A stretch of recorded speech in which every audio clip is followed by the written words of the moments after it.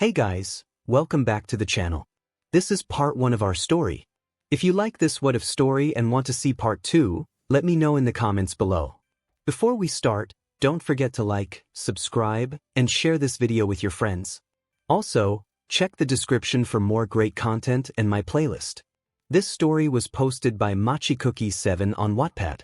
Now let's start. No person POV. One as the sun crept into the small apartment that 3 teen boys shared, one particular brunette awoke. As he sat up in bed, he noticed how he was just a little further away from his 2 lovers, who were currently spooning each other in their sleep. He felt a pang of hurt in his chest, but brushed it off as he had been doing for the past month. 𝗵𝗃𝗃𝗁𝗏 had been dating his 2 boyfriends, Todoroki and Bakugo, for almost 4 months now. It had started when Izuku had finally gotten the courage to confess his crush to Todoroki, thinking that he had more of chance than with Bakugo, and Todoroki had reciprocated his feelings. Although, Todoroki confessed that he also had feelings for Bakugo. After talking about it, the 2 decided to confess to Bakugo, who surprisingly liked both of them, and they all ended up dating. The first month was perfect. They got to know each other better, went out on cute dates, and by the end of the month they were sharing hoodies and clothes. The second month was also amazing, though much more relaxed. They had gotten to know each other pretty well, had gotten comfortable with each other, and had gotten an apartment on school grounds together for the 3 of them in the middle of the month. By the end of the month, they were constantly snuggling together on the couch. Now for the 3rd month. The 3rd month wasn't looking so well for Izuku. Once the 3rd month started, the other 2 started to exclude Izuku a bit. At first it was small things, such as sitting closer to each other rather than including Izuku, or saying that they were going to run an errand together and leaving Izuku behind. They got progressively colder towards Izuku, and it was starting to worry him. It hurt Izuku to see the 2 boys he was growing to love abandon him, and it broke him a little more each time. Once, he had even fallen asleep on the couch by accident, and when he woke up he saw the other 2 cuddling in bed. They hadn't bothered to get Izuku, nor did they look worried. Izuku was starting to worry that they were going to leave him behind. Focusing back on this morning, Izuku forced himself to brush away the hurt he felt and get ready for school. He had woken up before any of the alarms that the 3 of them had set, so he didn't bother waking up his boyfriends. He knew from experience that they wouldn't do so for him anyways. After he got dressed and ready for school, he started the short walk from the apartments to his class. He always got to school an hour early, so when he arrived he decided to leave his stuff by his desk and head up to the roof. Somehow, this led him to thinking about that day in middle school, when Bakugo had told him to take a swan dive off the roof of the building. He remembered the apology Bakugo gave him for the bullying once they started dating, but now Izuku was wondering if he should have taken his advice. For no. Don't be silly, Izuku. 𝗧𝗵𝗃𝗃 and can still love you. And even if things aren't the best right now, killing yourself won't solve anything, right? Izuku pondered over his failed positive thought for 30 minutes, before deciding to take a bathroom break before class. Izuku's POV. As I made my way down the stairs to the bathroom, I couldn't get Kaken's old words out of my head. I didn't want to kill myself, because too many people were counting on me, but I did deserve some kind of pain. I looked up from the floor and realized that I had somehow ended up at the bathroom already. I walked inside one of the stalls, rolled up my sleeves, and looked at the angry white lines decorating my wrists. My scars. I had started to cut myself in middle school when the bullying became too much, but I stopped during the summer so that they could heal. I always managed to cover them up, or keep them hidden from everyone. Not even Kaken and 𝗧𝗵𝗃𝗃 know about them. I didn't want Kaken to feel guilty, or for 𝗧𝗵 to think that I'm weak, and since we haven't done anything past making out, they haven't found out yet. I wish I had brought my bag, I think to myself. I still carried around my old blade, and I was really getting the urge to cut myself again.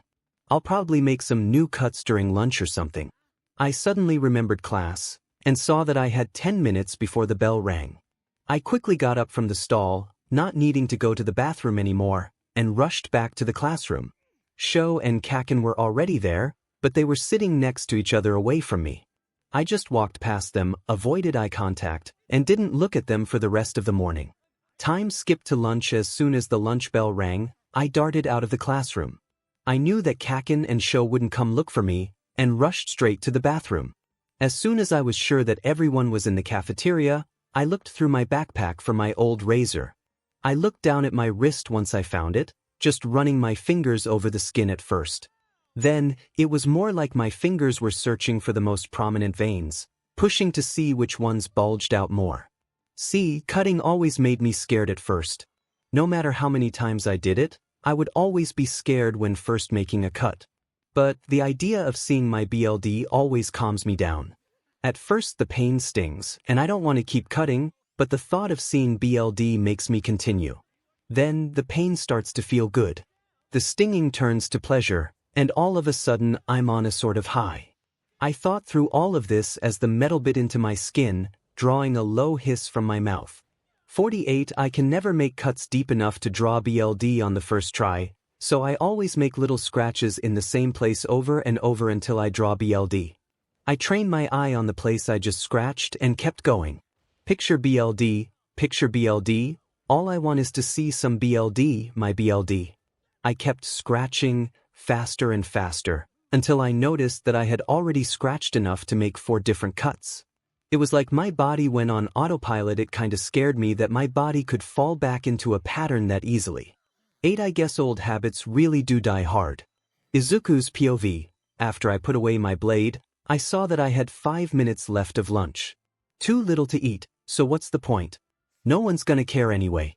I took out some Neosporin and bandages for my cuts, and applied them before heading to my next class early. I just remembered that I avoided 𝗂𝗏 and 𝗧𝗵𝗲 for all of our morning classes, and I know they don't really care, so I'll probably have to avoid them for afternoon classes too. I just really don't want to get hurt again when I realize that they probably haven't even noticed me ignoring them. Unfortunately, today's Friday, so I'll have to spend the weekend with them, leaving me out at home and rubbing it in my face. 9 times skip no person's POV. As Izuku walked out of the school building, he was unknowingly being followed by a certain brunette girl. While Izuku thought that nobody had noticed or cared about his slightly more negative demeanor, 𝗬𝗏𝗧𝗏 had. She was his best friend after all. She was supposed to know these things. She had noticed that he had gotten more and more withdrawn from others over the past month, but never had the courage to ask him what was wrong. She figured that it couldn't be too serious since he still seemed to be looking after himself, but after noticing that he skipped lunch, she had to make sure everything was okay. The bubbly brunette skipped up to the green-haired boy, walking beside him. She was concerned that he didn't seem to notice her, or anything at that point, while he was walking. It seemed as though his body was just following instructions from his subconscious, while his conscious mind was preoccupied in thoughts. He was softly mumbling as he usually did, but 𝗬𝗏𝗧𝗏 couldn't make out what he was saying. After walking silently for a few minutes, and sending the boy concerned looks that he never noticed, she finally grabbed his shoulders and turned his body to face hers. Izuku was startled out of his increasingly intrusive thoughts by his best friend, and the person he really needed right now, 𝗬𝗏𝗧𝗏. Although, the green-haired boy was surprised that she was there. Had she been beside him the whole time? 𝗬𝗏𝗧𝗏, what are you doing here? Are you okay? The brunette was surprised at the greenette's questions, but couldn't help the soft, sad smile on her face. Even when he was obviously out of it, in need of help, and going through something, he still made sure to ask if she was okay. Deku, I've been walking beside you for the last couple minutes. I was actually gonna ask if you were okay, because I noticed that you weren't at lunch today. Izuku flushed a light pink in embarrassment. He didn't think he'd get noticed for skipping lunch. He tried laughing it off, and saying that he was studying for exams, but 𝗬𝗏𝗧𝗏 pointed out that exams weren't for another 2 months. Deku, I've also noticed that you've seemed kinda out of it for the past month. You seem to be mumbling in thought a lot more, you hardly ever look up from the floor or your desk, and even though I know you guys have been keeping your relationship a secret, you seem more distanced from Todoroki and Bakugo lately. Maybe no one else noticed, but I'm your best friend. So, I'm sincerely asking you, what's wrong? And then, Izuku just couldn't hold it in anymore. Izuku's POV. I let the month's stress, pain, and hurt out in sobs as I collapsed into 𝗬𝗏𝗧𝗏. I felt her arms wrap around me, since I'm barely taller than her, and all I could do was bury my face into the crook of her neck. She's kind of like my sister at this point, and all I wanted to do was be told that everything would be all right by my sister. After I calmed down, I stayed in the hug for a bit longer before pulling away. I looked down at my lap, slightly embarrassed, and then looked back up at 𝗬𝗧𝗏𝗧 face. She just sent me a soft smile, letting me know that it was okay. Deku, do you want to talk about what's going on? Her voice was soft, welcoming, and completely sincere. She sounded like a mother trying to talk to her child after a bad day, and it was strangely comforting. 24 I nodded a bit, before explaining how excluded I've been feeling lately with 𝗂𝗂 and 𝗬𝗏𝗏. She's the only one I could talk to about this anyways, because we had decided on keeping the relationship a secret. They didn't know that 𝗬𝗏 knows, but I had to tell her. Like I said, she's basically family at this point. 29 After my explanation, she just nodded as if processing everything. We just sat in a peaceful silence for a while, before she suddenly sat up straighter. I sat up as well, turning to see why she suddenly jolted up, only to be met with a smile on her face. Deku, I know how to fix your problem. She sounded like she had just cured cancer. I couldn't help but chuckle softly at her behavior. What is it, 𝗬𝗏𝗏? She smiled back at me, looking very childlike, before elaborating on her idea. Okay, well, tomorrow is Saturday, and since it's the weekend, there's no school. How about me and you plan a date idea tonight, and then tomorrow you ask them out? It'll be the perfect chance to reconnect, talk, and get your groove back. I have to admit, even I was getting excited thinking about it. 11 I launched myself at 𝗬𝗧𝗏𝗏 for another hug, saying, thank you, over and over. She just giggled, telling me it was no problem. After we separated, she told me she would text me later to plan the date. We walked back towards the apartments together, holding light conversation, until she got off at her floor. She gave me a quick hug before she left, leaving me hopeful for our plan. When I got to my floor, my anxiety skyrocketed. What if they didn't actually want me? I'm starting to fall for them, but what if they don't feel the same? They've probably been leaving me out because I'm such a bad boyfriend. I should make them both their favorite foods for dinner. That should help me be a better boyfriend, right? When I smiled to myself, opening the door to our apartment with a new determination. I walked in, immediately seeing 𝗬𝗏𝗏 and 𝗂𝗂𝗏 cuddling on the couch. It sent that familiar pang of hurt through my chest, especially when they greeted me with no enthusiasm without even looking at me, but I smiled through the pain. I greeted them with all the enthusiasm I could muster, cheerily skipped to put my stuff away, and got to cooking in the kitchen happily. If they weren't going to have pep in their step, I was going to have to compensate until they could. 3 I got to work, making spicy chili for 𝗂𝗂𝗏 and cold soba for 𝗬𝗏𝗏. I hummed happily to a song whose name I couldn't remember as I cooked. It was weird, that song's always stuck in my head, but I can never remember what it's called. It took me around an hour to make both of their dinners, plus some simple ramen for myself. After setting up the trays of food, we have trays so that we can eat on the couch. I carefully carried them over to the two boys on the couch. Here you guys. I made you your favorites. Spicy chili for 𝗂𝗂𝗏 and cold soba for 𝗬𝗏𝗏. I hope you guys like it. 𝗬𝗏 looked up at me with a soft smile, though an unrecognizable emotion in his eyes, and 𝗂𝗂𝗏 just scoff-fed a thanks under his breath. I sat down on the opposite end of the couch, leaving enough room for them to sit against each other. Once again, they were sitting close together with me on the sidelines. Maybe that's how a poly relationship's supposed to be. 56 times skip we ate dinner in a tense silence. It was almost as if I made them both uncomfortable with my presence, so I decided to just eat really fast and hang out in the kitchen. I'm not sure why, but I always end up standing around in the kitchen even if I'm home alone. It's just a comfort spot. I washed my plate, along with dishes I used to make the 3 meals earlier, and took a seat on the counter. Luckily, I had my phone with me.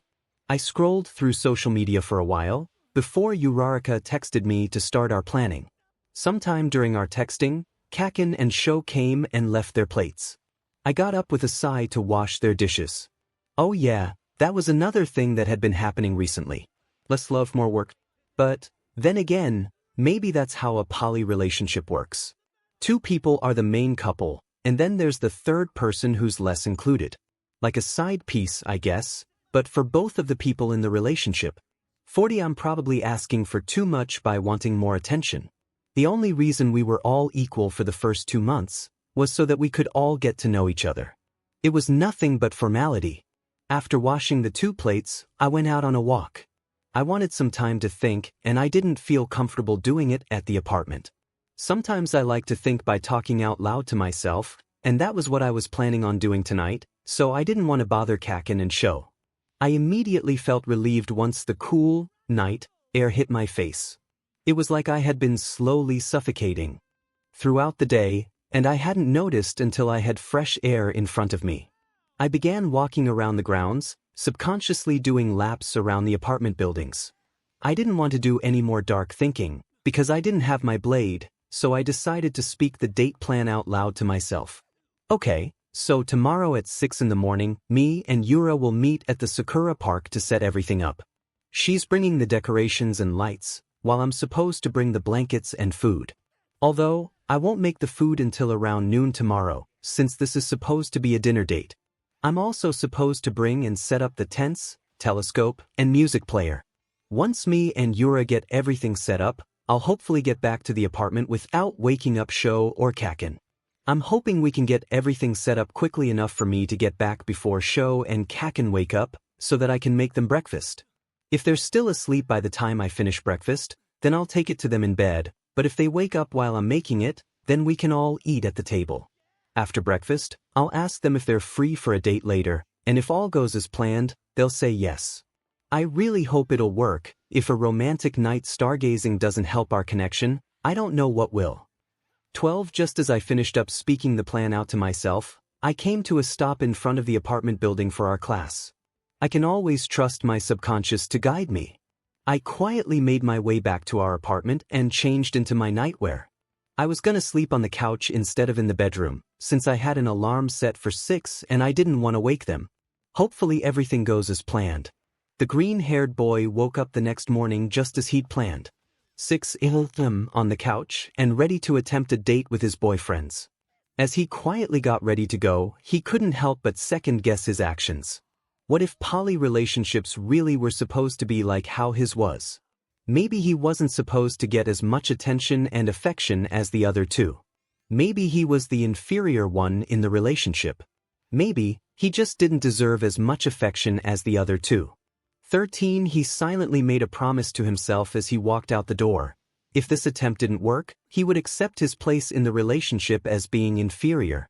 He would just make the other 2 happy from the background and give up the adoration he craved.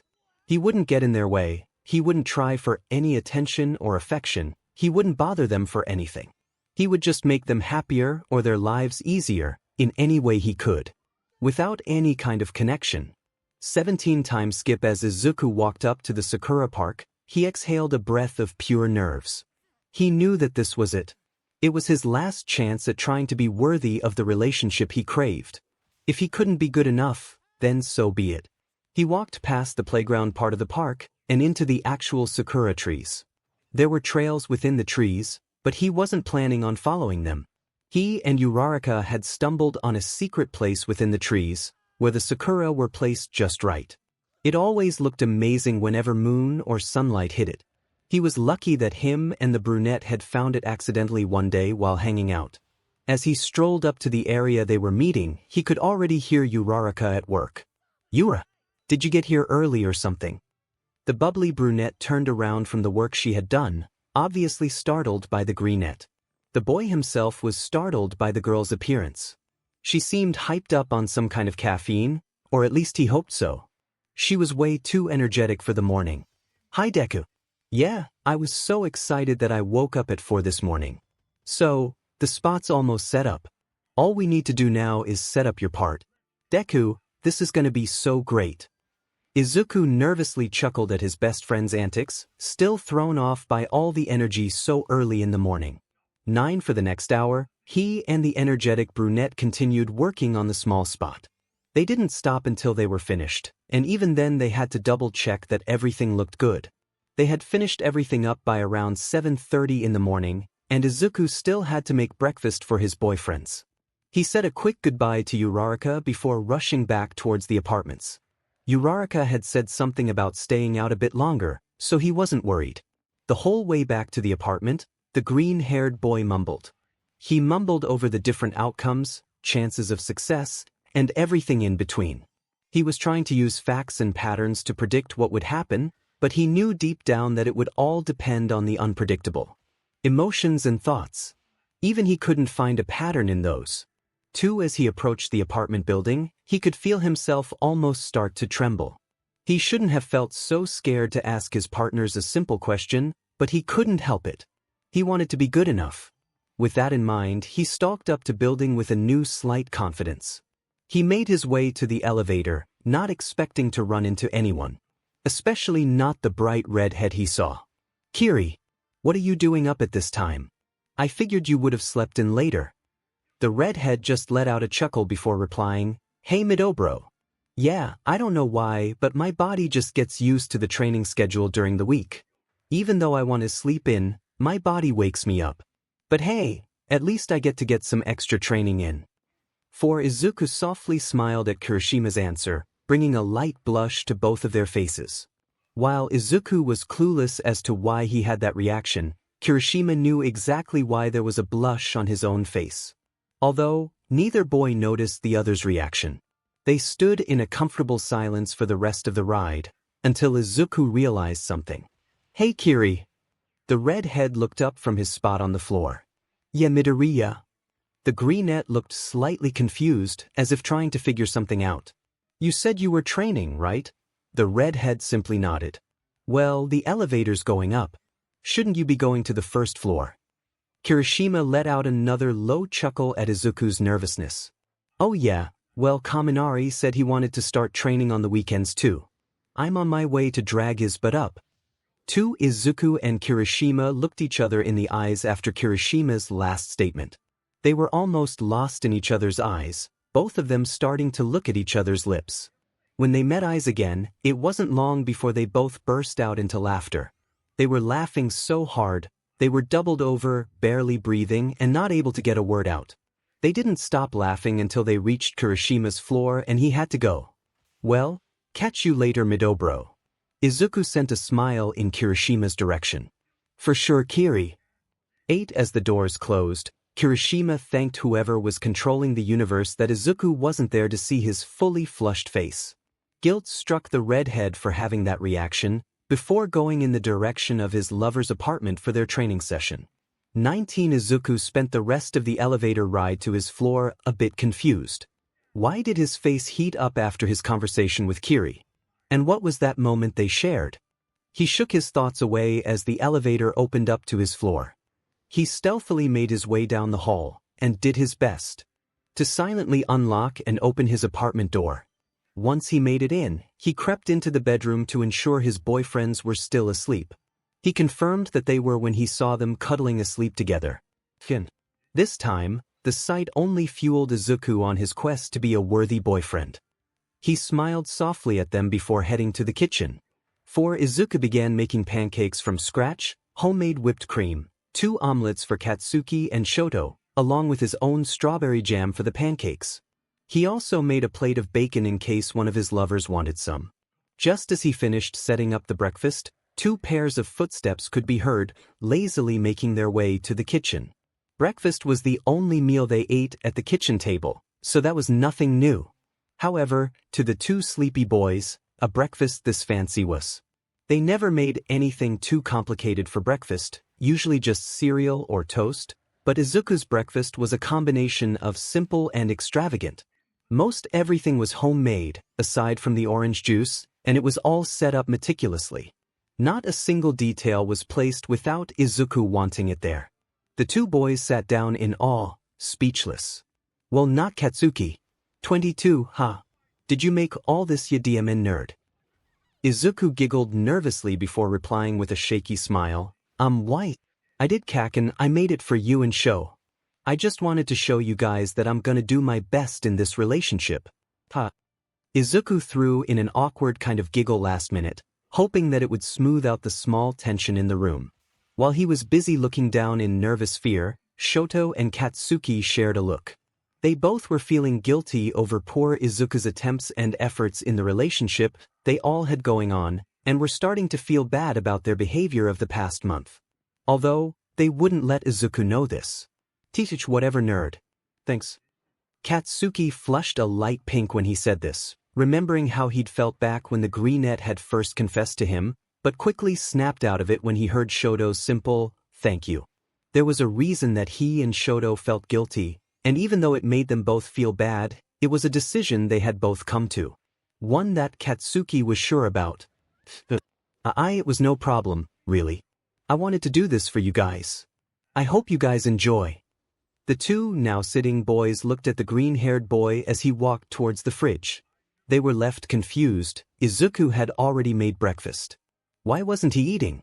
Surprisingly, Shoto took initiative this time and decided to ask.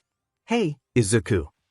The greenette looked up from the fridge, surprised that Shoto was talking to him. Yes, Sho. The dual-haired boy flushed a bit at the nickname Izuku had come up with for him when they first started dating. Izuku and his nicknames. Oh, me and Kat were wondering why you aren't eating.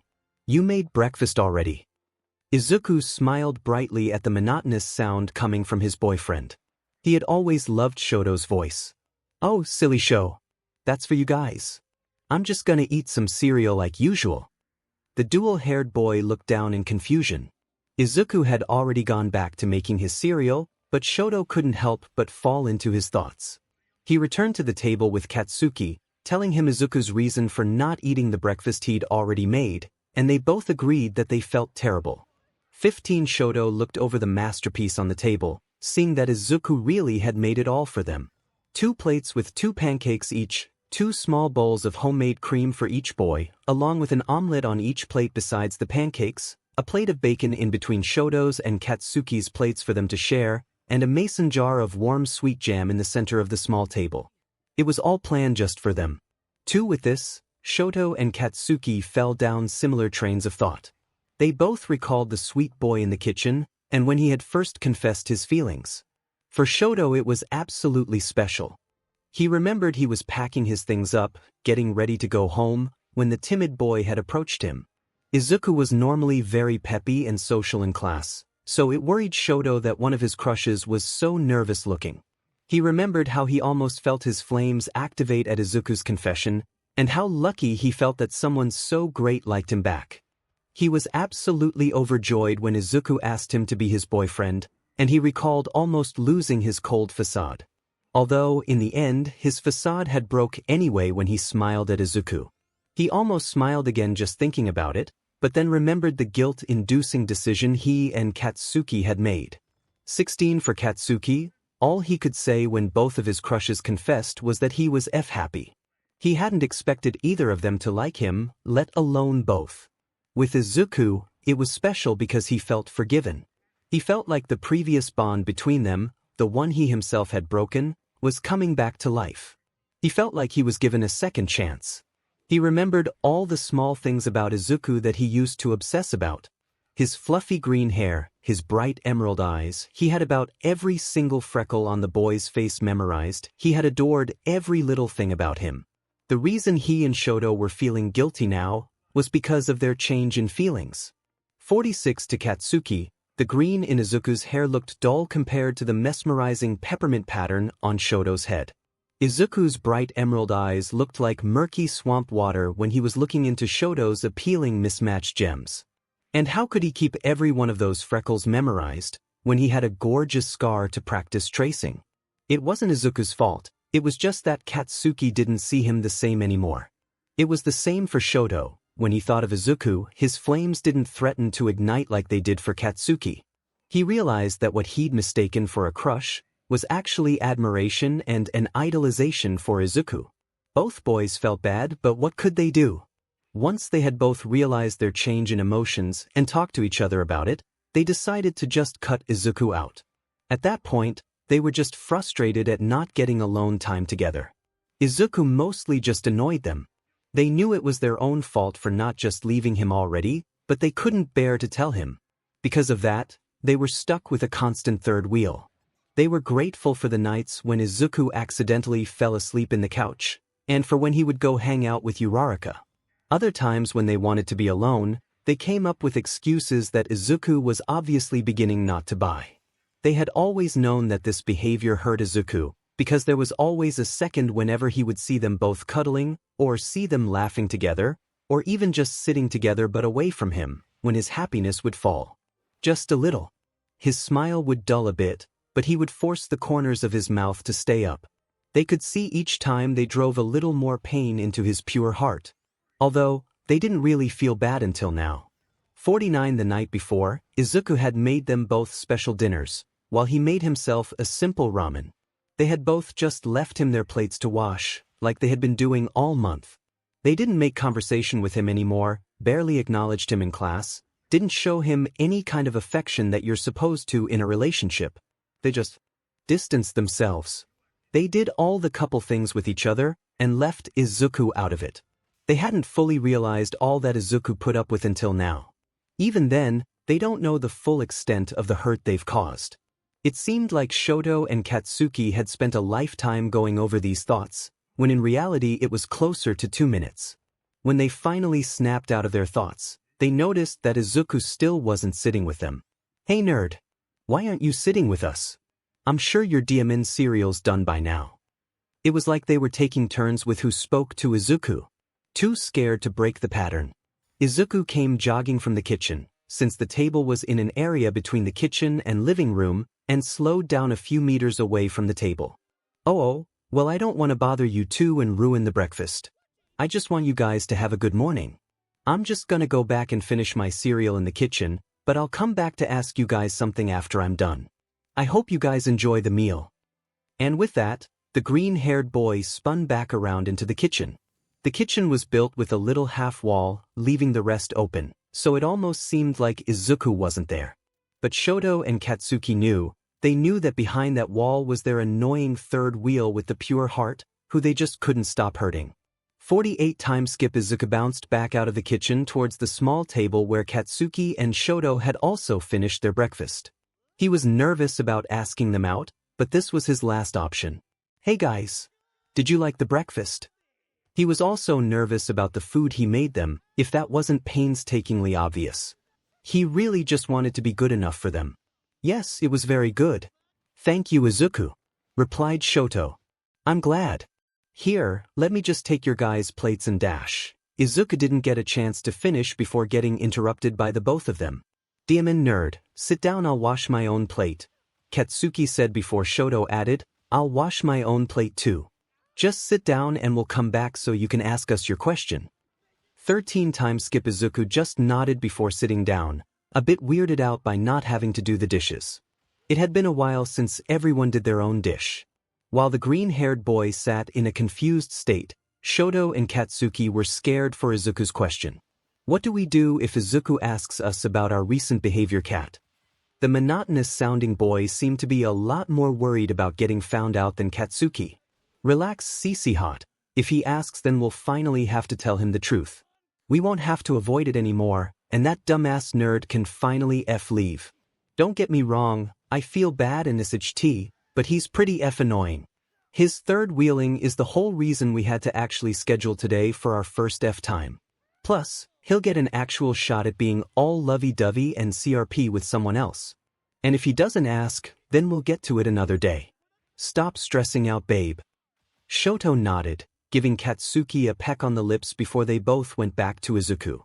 73 Izuku sat up a little straighter when Shoto and Katsuki walked in for 2 reasons. 1, he was really nervous and scared. 2, he needed to put on the cheery facade in case something came up in the plan, and he needed to mask his true feelings like usual. He put a stupid bright smile on his face to hide his fear, and waited for Katsuki and Shoto to take a seat. "Okay, so I really just need to know if you guys are free for us all to eat dinner tonight. It's fine if you have plans, I just wanted to know." Izuku decided to take the safe route, not mentioning that he already had a whole date set up for them. He didn't want to come off as desperate and embarrass himself. 2, when Katsuki and Shoto heard Izuku's question, they were definitely relieved. Although, they were also a bit disappointed that they didn't get to tell him already. They were just too weak to do it themselves. They had to be pressured into it. They almost shared a look with each other to convey that they were each going to need an excuse to get out of dinner, but they also both knew the drill already, so they figured they didn't have to shoot the other a look. They had gotten used to making up excuses for getting out of group dates on the fly. They used to go on group dates all together, but after they both realized their true feelings, it just didn't feel right anymore. They were already lying to him about their feelings. They didn't want to create fake memories with him. That would be even more cruel. Sorry nerd, the hag's got me coming for dinner tonight. Some CRP about not seeing me enough.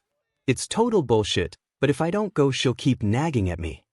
Izuku kept the smile on his face, despite wanting to go and cry to 𝗬𝗏𝗏 about it. That's okay Kaken, say hi to Auntie Mistuki for me. Katsuki scoffed at the greenette before replying with, yes sure, whatever nerd. Izuku thanked him, and then Shoto stepped up to give his excuse. Yeah, sorry Izuku, I'm busy tonight as well. My siblings, Natuso and Fuyumi, want me to visit. I don't see them very often since I try to avoid my father as much as possible. Again, Izuku just wanted to run out of the apartment and collapse into 𝗬𝗏𝗏's arms, but he kept that smile plastered on. Oh, that's okay Sho. I get it, family's important. Alright, well then I think I'm gonna spend the day with Yura. I should be home at 7 or later, so call me if you guys need anything. I'm gonna get ready and then head out, see you guys later. 14 The greenette skipped off towards the bedroom to get dressed, before finally letting the facade drop. He got dressed in a daze, his self-doubt coming back. He not only doubted himself, he also doubted that Katsuki and Shoto were really going to see family.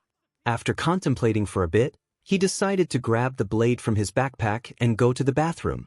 After locking the door, he went over to the sink. He rolled up his hoodie sleeves and looked for a clean spot to cut. After repeating the process he'd done at school the day before, he ended up with 6 new cuts. He was satisfied with the BLD he'd lost. He disinfected and bandaged them up, then put a bright smile back on his face. It was so convincing, he thought for a second that he was looking at a picture of himself instead of the mirror. 6 He walked out of the bathroom, then out of the apartment yelling a quick, bye, to Shoto and Katsuki. He quickly texted 𝗬𝗏𝗏, making sure it was okay for him to go to her apartment, before getting confirmation that he could. As soon as she opened the door, she was tackled in a hug. She was sad seeing her best friend/brother-like figure so upset. I take it didn't go well. All she received in response was him shaking his head on her shoulder, confirming her suspicions. Okay, well do you want to hang out today then? Again, all she received in response was his head moving in a nodding motion against her shoulder. She opened the door a bit more, guiding them both inside. Time skip Izuku doubled over laughing at the joke his best friend had just made. He felt so lucky to have her. She was his sister, his rock, his ride or die. He didn't know if he could have held on without 𝗬𝗏𝗏. They calmed down from their laughter and were about to start another questionable conversation, when 𝗬𝗏𝗏 suddenly got a call on her phone. Hello. Oh hey. Oh my gosh, you're right. I'm sorry I totally forgot. Yeah okay, just give me a sec. And I'll text you an answer in a minute. Okay, love you. 𝗬𝗏𝗏 finished up the phone call with a giggle, before giving Izuku a guilty look. Deku, I'm really sorry, but I forgot I had a date with Tsu. I can totally cancel though, or you could come with us. Right after 𝗬𝗏𝗏 finished explaining, Izuku immediately responded. Yuto, just because my relationship isn't the best, doesn't mean that I'm gonna let yours go down the toilet. Go on that date, have fun, and then call me tomorrow so that you can gay panic while I listen. 𝗬𝗏𝗏 giggled out, then okay, before they both left the apartment. 6 Izuku sighed, deciding to go to the gym. Besides cutting, gym was also a huge stress reliever. When he strolled up in front of the gym that they had on campus, he was surprised to see Kirishima and Kaminari there. He remembered Kirishima telling him that they would be training, but he didn't think they would still be there. He shrugged, opening the door to go in, but as he looked up from pushing the door he saw something unexpected. Kirishima and Kaminari kissing each other. Izuku had forgotten about the door, letting it go, as he watched them in shock. He was in a daze until the door shut, alerting the couple in front of him about his presence. Both the electric male and the redhead flushed a bright red. Sorry guys. I'm really sorry, you guys probably didn't want anyone to know, so I promise I won't tell anyone. You know what, if you want I'll just leave so you guys don't feel awkward. Yeah, I'll just leave. Izuku was incredibly embarrassed about walking in on them, and even more embarrassed that he just stood there and watched. He felt like such a weirdo. The worst part is, he actually enjoyed watching them. Kirishima's and Kaminari's muscles were extra prominent through their workout clothes, and the way their bodies moved as they made out brought some not-so-cinnamon roll-type thoughts to Izuku's brain. He obviously felt guilty about this, and he really just wanted to get his stress out. 17. Just as he was about to grab the door, Kirishima's voice stopped him. 𝗵𝗃𝗵𝗃. You don't have to leave, we're sorry for making you feel uncomfortable. And yeah, we kinda are keeping it a secret, so we'd really appreciate it if you don't tell anyone. Izuku turned to face the two other boys in the gym, nervous at first, but then smiled brightly at them when he saw that they were nervous too. He nodded furiously, promising not to tell anyone about what he saw. Okay, well then I'm gonna go to the locker room and get changed, so that I can start working out, Izuku told the two boys. As he turned in the direction of the locker room, Kaminari's voice called out to him. Hey Midoriya. Would you maybe want to, work out with me and Eiji? The greenette turned back to face the boys, in shock that they would want to work out with him. Sure Cammy. I'll work out with you and Kiri. Let me just go get changed, I'll be right back. 11. The couple just watched the cheery-looking boy leave, as they were both flustered by even talking to the boy. Man Eiji, and you said you both had a moment in the elevator this morning. How are you still alive? I'm almost exploding from hearing him call me Cammy, and that super bright smile of his. Kaminari exclaimed to his red-haired boyfriend. I know babe. God, but I feel so guilty. That's Bakubro and TodoBro's guy. We're lucky Bakubro even told us about their relationship, since they're keeping it secret. Although, Deku seemed kinda distant in class for the past month. Did you notice that, Danks? The electric boy nodded, saying, Yeah, I thought it was just me, but now that you're saying it I know that something's going on. I mean, we could ask him about it. Kirishima brightened at his boyfriend's idea. You're right, babe. We'll ask him about it when he comes back. The couple smiled at their plannish idea, and waited for Izuku to return. 6. The couple just carried on a light conversation until they noticed the greenette coming towards them. Although, they were a bit weirded out that he was planning to exercise in a long-sleeved workout shirt. They just brushed it off though. Hey, Midoriya, really quick before we work out, me and Eiji wanted to ask you something. Kaminari looked to Kirishima after speaking, almost telling him to pick up where he left off. Kirishima got the hint and continued their question. We both kinda noticed that you've seemed a bit different the past month. We just wanted to know if you were okay. Izuku tensed up the slightest bit, but it was enough for the couple in front of him to notice. While Izuku would have normally come up with an excuse, he just couldn't in that moment. His facade fell off, along with his smile, as tears started welling up in his eyes. Both Kirishima and Kaminari noticed this, and immediately pulled him into a hug. It was the most attention Izuku had gotten from people he actually found attractive in a while. He was pretty sure he had a crush on them both from watching them kiss earlier, which complicated his own relationship even more, but he was touch-starved and sad at the moment. He just didn't care. He broke down for the second time into someone else's arms that day. 21. The two boys brought Izuku over to a bench over by the wall of the gym, comforting him until he stopped crying. The greenette felt embarrassed for crying in front of two incredibly strong people, who he just so happened to have small crushes on, and refused to look up from his lap. Kirishima was sat on his right side, while Kaminari was sat on his left. He had nowhere else to look without looking at one of them. Hey, Izuku-. The green-haired boy looked up at Kirishima as he said his first name. I don't know what's wrong, but it's going to be okay. Do you want to talk about it with Danks and me? Izuku smiled a teary smile at the redhead, then turned to do the same for Kaminari, before agreeing to talk about it. He basically gave them a run-down version of everything, leaving out the small details about every time he would see Katsuki and Shoto cuddling, or laughing, or sleeping in bed without him. He also explained his date plan, and how he knew they were both lying about their excuses. Both Kirishima and Kaminari were livid. They were over here, wanting a relationship with Izuku, wanting to offer him an abundance of care and affection, and respecting his relationship that turned out to be a pretty terrible one. One where their Izuku was getting ignored. They both pushed down their anger and put on sympathizing smiles for the sad green boy between them. Hey Izuku, we're always here if things go bad, okay? We usually hang out and spend the nights in Eiji's apartment, unless one of us has something to do. If you ever need anything, just come to Eiji's and we'll help you, alright? Izuku nodded, now liking hearing his first name come out of both Kirishima's and Kaminari's mouths. Thanks you guys. Also, now that you guys are using my first name, can I use yours? One Kaminari almost short-circuited seeing Izuku ask the question in such an adorable and innocent manner. Like a little puppy.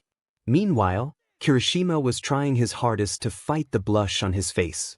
Kirishima managed to stutter out, "Why yeah, for sure Izuku," while Kaminari just gave a thumbs up. "Okay, sorry for holding you guys up, we can go work out now. The whole reason I came here was to get some stress out anyways, so come on." The trio spent the next few hours training, laughing, and blaming their blushes on the cardio. 18 They had decided on going home around 6, Kirishima and Kaminari reminding Izuku about their offer of help if he needed it. He thanked them again, before continuing up to his apartment. He unlocked the door, opening it to get in. He felt pretty good after the workout he'd had, and he was ready to take a shower. He softly padded down the hallway, about to enter the bedroom, when he heard voices inside. He held his breath, peeking through a small crack in the door, to see his two boyfriends in bed. This time was worse though, because they had obviously just finished something in more ways than one. They were both naked under the bedsheets, cuddling, and talking with no care whatsoever. Izuku felt his eyes begin to water, feeling betrayed. No matter what, Izuku had thought that they would all have their first time together. He wiped at his eyes, trying to listen to their conversation. 7. Cat, I really don't want to talk about this right now, but what are we going to do about Izuku? The spiky-haired blonde looked over at his dual-haired boyfriend and smiled. What about him? We've been wanting to break up with him for a while, and now that we've gone the next step without him, I think we should do it tomorrow. And I just want to say, I love you, Shoto. Izuku's eyes teared up even more hearing their plans. He heard Shoto tell Katsuki that he loved him too, and almost didn't want to keep listening. But he just couldn't stop. And either way, we'll be better off without him. We finally won't have a third wheel around all the DMN time. It'll be so much better when he's gone. After hearing that last sentence, Izuku couldn't stand it anymore. He needed to cry.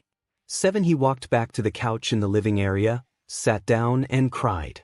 His tears kept flowing, bursting like a little wall of toothpicks trying to hold back the ocean. It got to the point where he had to muffle his sobs with a throw pillow. He cried for about 30 minutes, until that sadness turned into rage. He was done feeling sad. He had been feeling sad for a month. Right now, the adrenaline coursing through him was enough for him to be confident in his anger. He went back to the front door, putting his shoes back on, before putting his apartment key on the kitchen counter. He wiped all the tears from his face, hiding all weaknesses. He stalked back over to the bedroom, where Todoroki and Bakugo still lay, opened the door and walked in. He didn't look at them, didn't acknowledge them, didn't even speak to them. He walked straight past the bed to the closet, grabbed a duffel bag and started packing. He heard them asking things like, "Izuku, what are you doing? Izuku, you weren't supposed to be home for another 30 minutes and, Izuku, why are you packing?" He ignored them, continuing to pack all of his belongings. He saw them both getting dressed from the corner of his eyes, but even seeing them from his peripheral vision made him angry. He aggressively zipped up his duffel bag, grabbed his school bag, and started walking towards the front door. Just as he was about to open the door, Todoroki and Bakugo stood in front of him to block it. "Deku, where the F are you going? Why the hell did you pack your stuff?" Izuku was livid at this point, wondering why Bakugo and Todoroki even cared enough to block his exit. He looked up from the ground where his eyes were trained. He made eye contact with Todoroki first, held it for about 15 seconds, then looked over to Bakugo, held his eyes for 20 seconds. Both boys were shocked by the amount of pure rage burning within the emerald orbs. He finally looked straight ahead, between the two boys towards the door. Then, in a shockingly low voice compared to his usual bubbly one, Izuku made it clear that he knew everything. "You said you'd be better off without me, right? With that sentence, the two boys in front of him froze. It had been the exact thing that Bakugo said in bed with Todoroki, meaning that Izuku had heard them. Using their shock to an advantage, Izuku shouldered them out of the way, before stepping out of the apartment without looking back. Izuku's POV. As I walked out of the apartment, for what I hoped was the last time, I began to feel my confidence die down. The only reason I was so confident in there was because of how angry, no, livid I was. I saw only red after seeing them try to block my exit, but now that I had left, the sadness was coming back. I didn't want to bother Yura, since she's probably staying the night at Sue's, but where else was I supposed to go? I was about to try and sneak off of school grounds to my mom's house, when I suddenly remembered what Ijuru and Denki told me earlier. They'd offered to help me, and even told me to just go to Ijuru's apartment. I mean, I don't have anywhere else to go. I didn't want to risk getting in trouble for sneaking off of school grounds, so I just had to SCK it up and go to Ijuru's. I felt really bad, but desperate times call for desperate measures, I guess. I made my way to his apartment, planning out a super elaborate apology in my head. I couldn't believe I was really about to intrude on his life because of my own. I raised my fist, ready to knock on the door, before lowering it down awkwardly. I have really bad social anxiety, so I hate confrontation and asking people for things. I feel like such a burden. I gathered up the last bit of confidence I had from my anger, raised my fist, and gave 3 strong knocks. I immediately felt like just running away, and I almost did, until I heard what was starting to become one of my favorite sounds. Izuku. 22. I turned around to face the redhead, whose hair was in a rare relaxed state, and noticed how his gaze fell on my duffel bag and backpack. I looked down in embarrassment and guilt, expecting him to just pity me or turn me away, but I looked up when I felt him grab my bag. He was looking right back into my eyes, and I could see anger floating in those red orbs of his. However, I could tell that the anger wasn't meant for me. I became trapped by those appealing rubies, and I could tell he was trapped too. Neither of us were able to break eye contact, until I saw his eyes flicker down to my lips. I let my eyes trail down to his lips too, and without realizing it, we had our heads pressed together. My eyes kept switching from his eyes to his lips, and all I could think about was kissing him. Izuku, can I kiss you? I could hear how he barely managed to breathe out the question, and how desperate he was to get his lips on mine. I didn't mind it because I myself was desperate. Yes, I answered him with the same breathy desperation. I heard my duffel bag drop with a thud to the floor, as I dropped my school bag as well. He brought his hands up to my face, and I shivered in pleasure at how light his touch was. I brought my own arms up around his neck, making it a point to lightly play with his loose hair.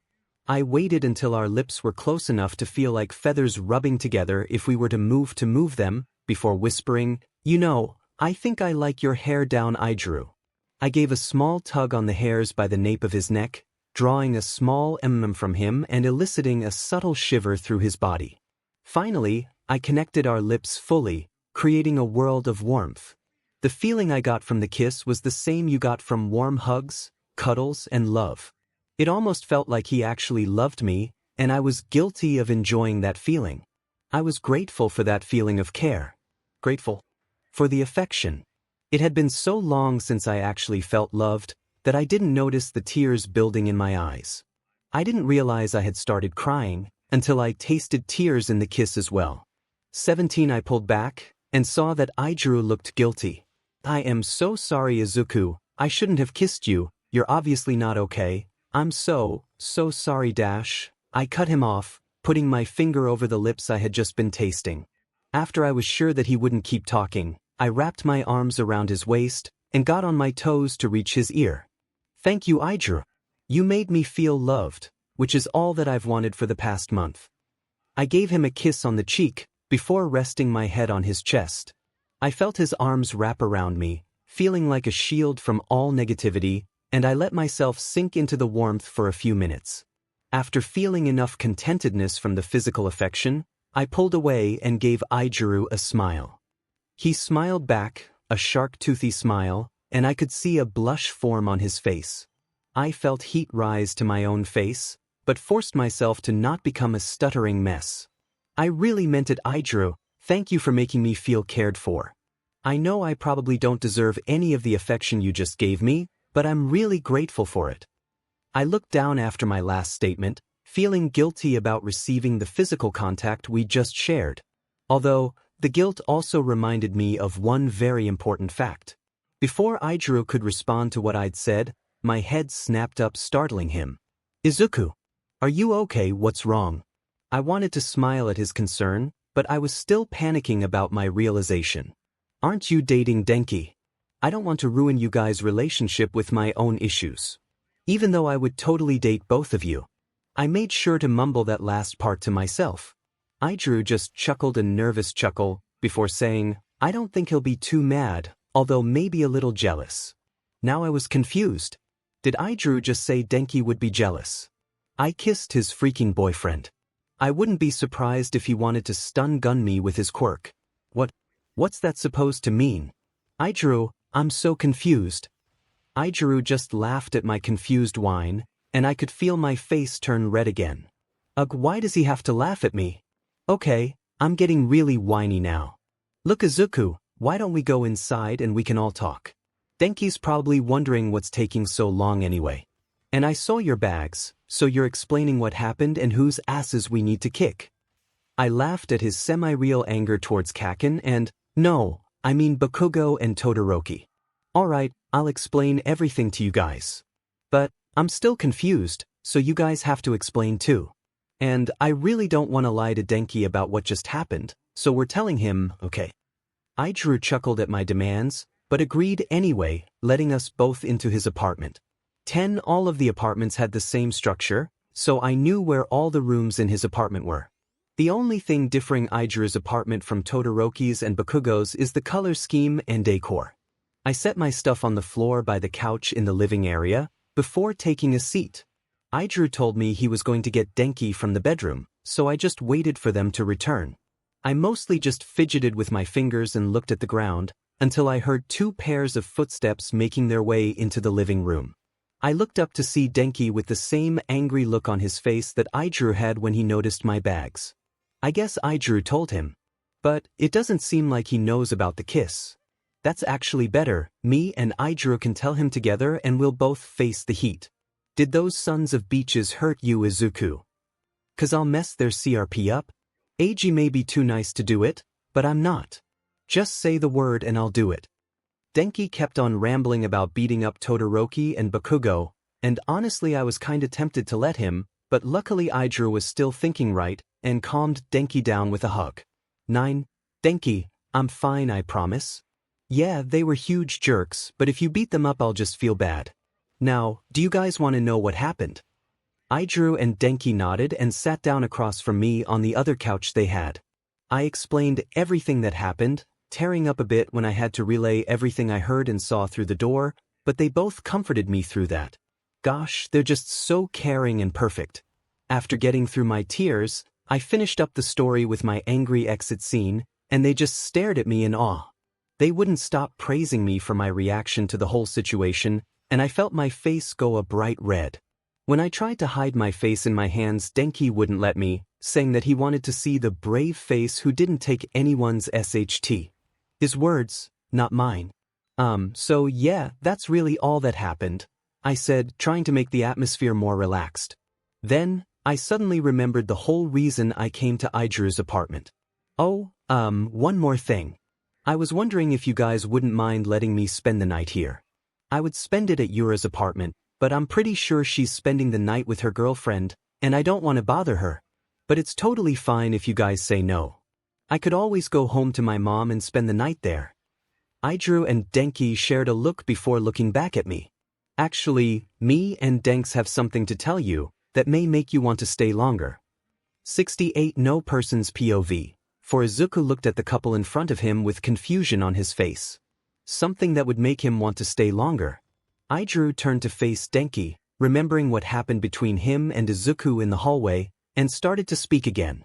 Actually, Denks, I have something to confess. Now Denki was confused. What could 𝗧𝗪𝗼 possibly have to tell him? 𝗧𝗪𝗼 looked over to Izuku, who seemed both nervous and scared of Denki's reaction. Guess, He'd have to tell him alone since 𝗧𝗂𝗃 seemed out of commission. Well, me and 𝗧𝗂𝗃 kinda kissed in the hallway. 𝗳𝗏 looked to Denki for his reaction, and as expected, he was jealous. Really, 𝗳𝗏? You know that I wanted to be there so we could both kiss him at the same time. Eiji, that's so unfair. 𝗳𝗏 just laughed at Denki's whining, while the 𝗧𝗏 in front of them was as confused as the people in Febreze commercials. Wait, what? Denki, you aren't mad that I kissed your boyfriend. And what do you mean by, kiss me at the same time? You're making it sound like you want to kiss me too. This caused Denki and 𝗳𝗏 to share the same look they'd shared a minute ago. Yeah, that's what we wanted to talk to you about, 𝗧𝗂𝗃. Well, I know that you just got out of your relationship with two of the biggest a-holes ever, but me and Eiji sort of have feelings for you. Well, we've had feelings for you for a while now. We would have asked you out if you hadn't been with Bakubich and Todoho, and anyways, we're sorta asking you now. You know, if you'd be willing to try things out with us. 49 𝗧𝗂𝗃 flushed a bright red, in shock that both of his crushes wanted a relationship with him, while the two people in question were freaking out in their minds. Of course, they didn't freak out physically because that wouldn't help their chances with the boy in front of them.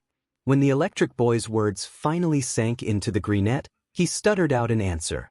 Why, I'll give it a shot. I actually have a crush on both of you, so yeah.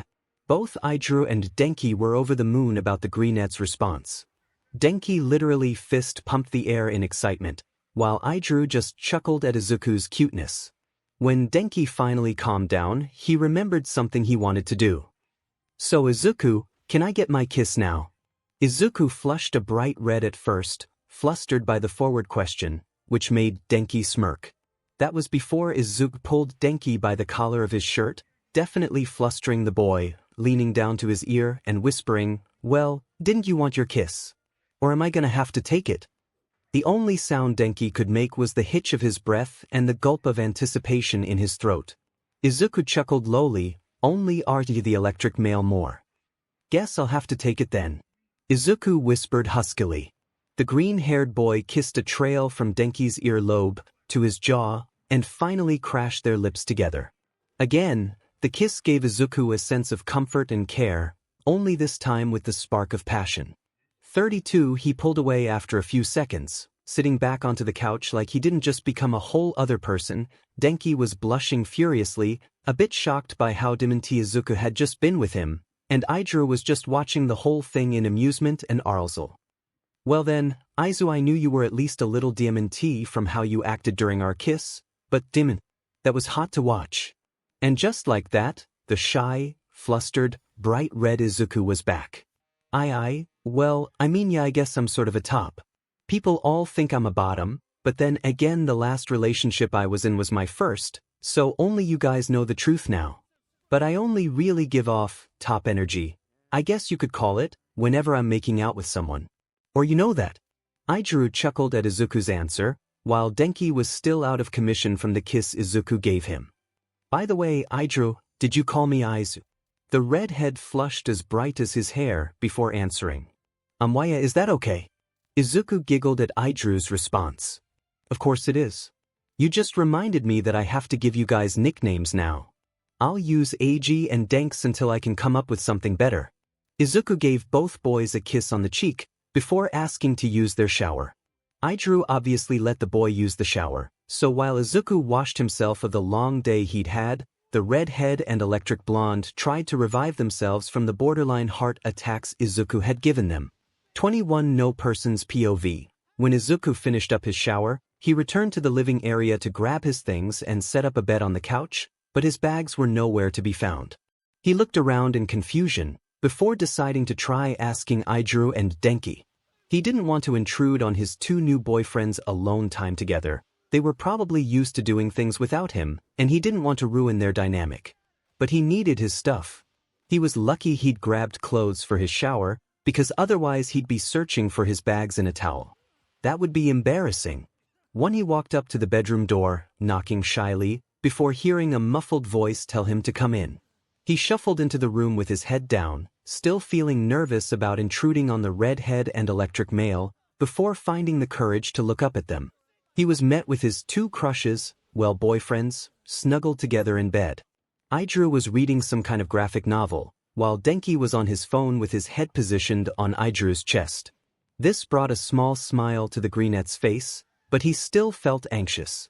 They both looked up at Izuku, smiling at him with care. 𝗬𝗪 could tell that Izuku seemed nervous about something. He tried brightening his smile to encourage him, but the boy still seemed anxious. 𝗬𝗪 didn't want Izuku to be this anxious around him and Denki, and it hurt him to think that this was Bakugo and Todoroki's doing, so he decided to try encouraging him with words instead. Hey 𝗬𝗪, did you need something? You know you can always come to me and Denki with anything, we are your boyfriends now. We care about you a lot. Izuku relaxed a bit at 𝗬𝗪's words, and he knew that he would have to get used to being truly cared for. He took a few steps further into the room. He felt more confident in his two boyfriends now, and was prepared to ask them his simple question. Thanks AG, I guess I'll have to get used to actually feeling comfortable enough to ask stuff. I was just wondering if you guys knew where my stuff was. I brought some blankets, so I was just gonna set up a bed on the couch. 7 Denki decided to come into the conversation now, saying, 𝗬𝗪, you are not sleeping on the couch. We put your bags in the closet, because you're sleeping in this room, on this bed, whether that be with or without us on it. You've probably already slept on the couch more than you should this past month, with those jerks leaving you out of everything, so you're sleeping in a real bed tonight. If you're not comfortable with us enough to share the bed, we'll sleep in the living room. But you deserve to sleep in a real, comfortable, warm bed tonight.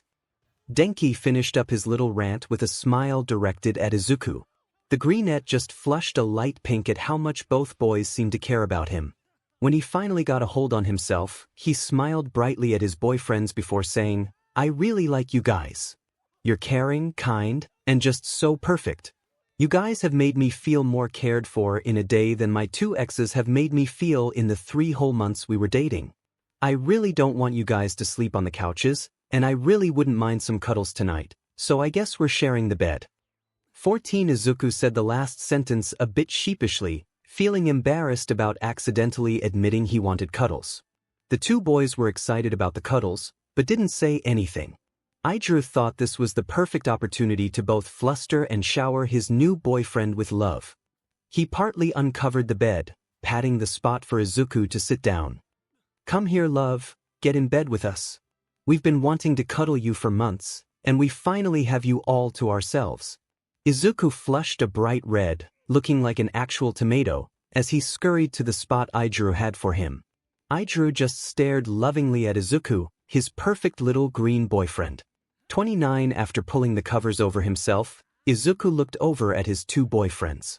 They had gone back to their previous activities, consisting of graphic novels and cell phones. Izuku was definitely touch-starved from the past month, so while being against 𝗬𝗪's side was nice, there was something he would like even more. Since 𝗬𝗪 had encouraged him earlier, he had the confidence to ask for it. Guys, you can totally say no, but do you think I could be in the middle of you both? It's just, I want to feel the both of you, not just one. Denki almost died from Izuku's adorable request, while 𝗬𝗪 just kind of exploded from the furious blush on his face. After 𝗬𝗪 came back to the land of the living, he quickly scrambled out of the center of the bed, picked Izuku up, and plopped him in between him and Denki, mumbling of course you can over and over. Once the 3 boys settled into their new positions, they once again returned to their activities. Izuku, however, was perfectly fine doing nothing. He was so incredibly happy surrounded by his 2 boyfriends. All he did was smile uncontrollably and gaze lovingly at the 2 boys. 10 𝗬𝗪 and Denki were clueless to the green boys staring, but were both also overjoyed. They just hit it better, wanting to appear strong in front of their adorable boyfriend. That's why they tried burying themselves in graphic novels and cell phones. They were finally starting to feel a bit less flustered, when they both felt little tugs on their arms. They looked down, only to find Izuku hiding his face in Denki's shoulder and pulling 𝗬𝗪 close to him. Cuddles, was all the boy had meekly said. Denki and 𝗬𝗪 shared a look, both of their faces tinted a light pink, before they smiled. Cuddles, they both said before they turned out the lights and spooned the small boy in front of them to sleep. 39 times skipped the 3 boys spent the night cuddled up to each other, blissfully surrounded by each other's warmth. And, for the first time in a month when Izuku woke up, the first thing he felt wasn't pain in his heart. It was happiness. When he woke up, he was confused at the 4 arms wrapped around him at first, but that confusion turned into a huge smile on his face when he remembered the previous night. He checked the time on his phone, surprised that it was almost 9 in the morning. He figured that the red head beside him would have woken up already, due to his body used to waking up at 5:30 every day, but he shrugged it off. In reality, the redhead was still sleeping because of how comfortable he felt with both of his boyfriends. Not even his stupid sleep seal could wake him from his slumber. 33 Izuku carefully and quietly got out of bed, and decided to make some breakfast for his 2 boyfriends. He felt so cared for and loved, but he felt like he hadn't done the same for them. He figured the least he could do was make them a decent breakfast. He got to work, deciding on crepes, creamy smoothies, bacon, and scrambled eggs for breakfast. Again, he started to hum that nameless song. It frustrated him at times, not knowing the name of the song, but he'd made peace with not knowing. When he finished all the food, he smiled at the fact his 2 boyfriends were still asleep. It was the perfect opportunity to give them a breakfast in bed. 31 He quietly squealed at the thought of his 2 boyfriends happy, before setting up 2 trays with the food along with condiments and toppings for the crepes dash, and heading back to the bedroom. He got there just as both of his partners started to unconsciously search for him in their sleep, mumbling Izuku. He stood there smiling at the sight for a minute, just soaking in his 2 boyfriends. After snapping out of his happy daze, he set the 2 trays on the small bench by the bedroom door, and woke up his boyfriends. He didn't want to shake them awake, so he decided on a funner method. Straddling 𝗎𝗪𝗏's hips first, he kissed up the redhead's neck, softly biting down a bit. The shark-toothed boy in his sleep, unconsciously baring his neck for more attention. The now confident Izuku continued his trail of kisses up to 𝗎𝗪𝗏's ear, before finally waking him up with a kiss on the lips. 7 Izuku could feel a certain problem in the redhead's pants, and smirked at the boy underneath him. "Good morning, AG. Seems we have a little problem this morning." 𝗎𝗪𝗏 seemed slightly confused at what the greenette was talking about, until he felt Izuku roll his hips slightly onto his HRD. Since he was taken off guard, he wasn't able to stop the that came from his mouth, and he flushed as bright as his hair. Izuku giggled at his boyfriend's reaction before taking mercy on the embarrassed boy. "It's okay, AG. It isn't your fault I woke you up with kisses and love bites. Plus, I was straddling you. Although, I was careful not leave any hickeys because I didn't want you to get mad." He got off of his boyfriend, going to get his tray of delicious breakfast. "Wait, Izu, did you make us breakfast in bed?" 𝗎𝗪𝗏 was in awe of his amazing boyfriend. How could anyone not want him? 7 Izuku just nodded smiling. "I made crepes, strawberry smoothies, bacon, and some scrambled eggs. I also brought some toppings for the crepes. You go ahead and start eating while I wake up Danks. Oh, and don't worry, AG. You won't be the only one waking up with a problem today." 𝗎𝗪𝗏 flushed a bright red in embarrassment before whining to Izuku about embarrassing him like that. Izuku just chuckled and went over, straddling Denki. 6 Denki had slept shirtless the night before, so he would be even more fun to wake up. Once Izuku was sat comfortably on Denki's waist, he started another trail of kisses like the one for 𝗎𝗪𝗏. He kissed up Denki's abs, up to his chest where licked both nipples, and then continued kissing up to his neck. He sucked up and down the electric male's neck, until he found a place that made come from the sleeping boy's mouth. Just like 𝗎𝗪𝗏, he unconsciously tilted his neck for more. Izuku placed light bites on the boy's neck, before kissing up to his ear. "Wakey wakey Denki," he playfully whispered into his boyfriend's ear. The boy simply shivered from pleasure in his sleep, so Izuku had to fully wake him up with a kiss on the mouth. The electric male woke up in aroused confusion, but didn't get a chance to say anything since Izuku spoke first. Seems like someone's a little excited this morning, huh Danks?" Like 𝗎𝗪𝗏, Denki didn't realize his issue until Izuku rolled his hips against the boy's member. Denki arched his back and automatically thrusting his hips up for more friction. Izuku chuckled at the naturally 𝗵𝗃𝗲 boy, getting up from his straddling position. Izuku chuckled again when he heard a needy whine come from Denki's mouth. 14. 𝗵𝗃 you can't get me all excited in the morning and then walk away, the electric boy whined. I'm sorry baby, but you can ask 𝗧𝗄𝗄, I did the same thing to him. Now, I'm not ready for 𝗧𝗂, but if you want after breakfast I'll help you both out in a different way. This excited both boys quite a bit, before Denki was faced with a tray of delicious breakfast. He looked up to see Izuku smiling brightly at him, before the green boy sweetly said, I hope you guys both enjoy. Let me know if anything needs some work. I made everything from scratch with my own recipes, so I want to know if I can improve on anything. Both of the boys pulled Izuku in between them and peppered him with kisses, making the boy giggle in delight. Okay, stop guys. It tickles. The green boy managed to giggle out. 𝗧𝗄𝗄 and Denki both chuckled, letting Izuku go before apologizing for their attack. 𝗧𝗄𝗄 noticed how Izuku had reacted to praise the previous night, and figured that he wasn't used to receiving it, so he decided to praise the boy for the meal. Thank you so much, love, you are just so amazingly perfect. This caused the greenette to flush slightly, saying that it wasn't anything special, but thanking the redhead anyway.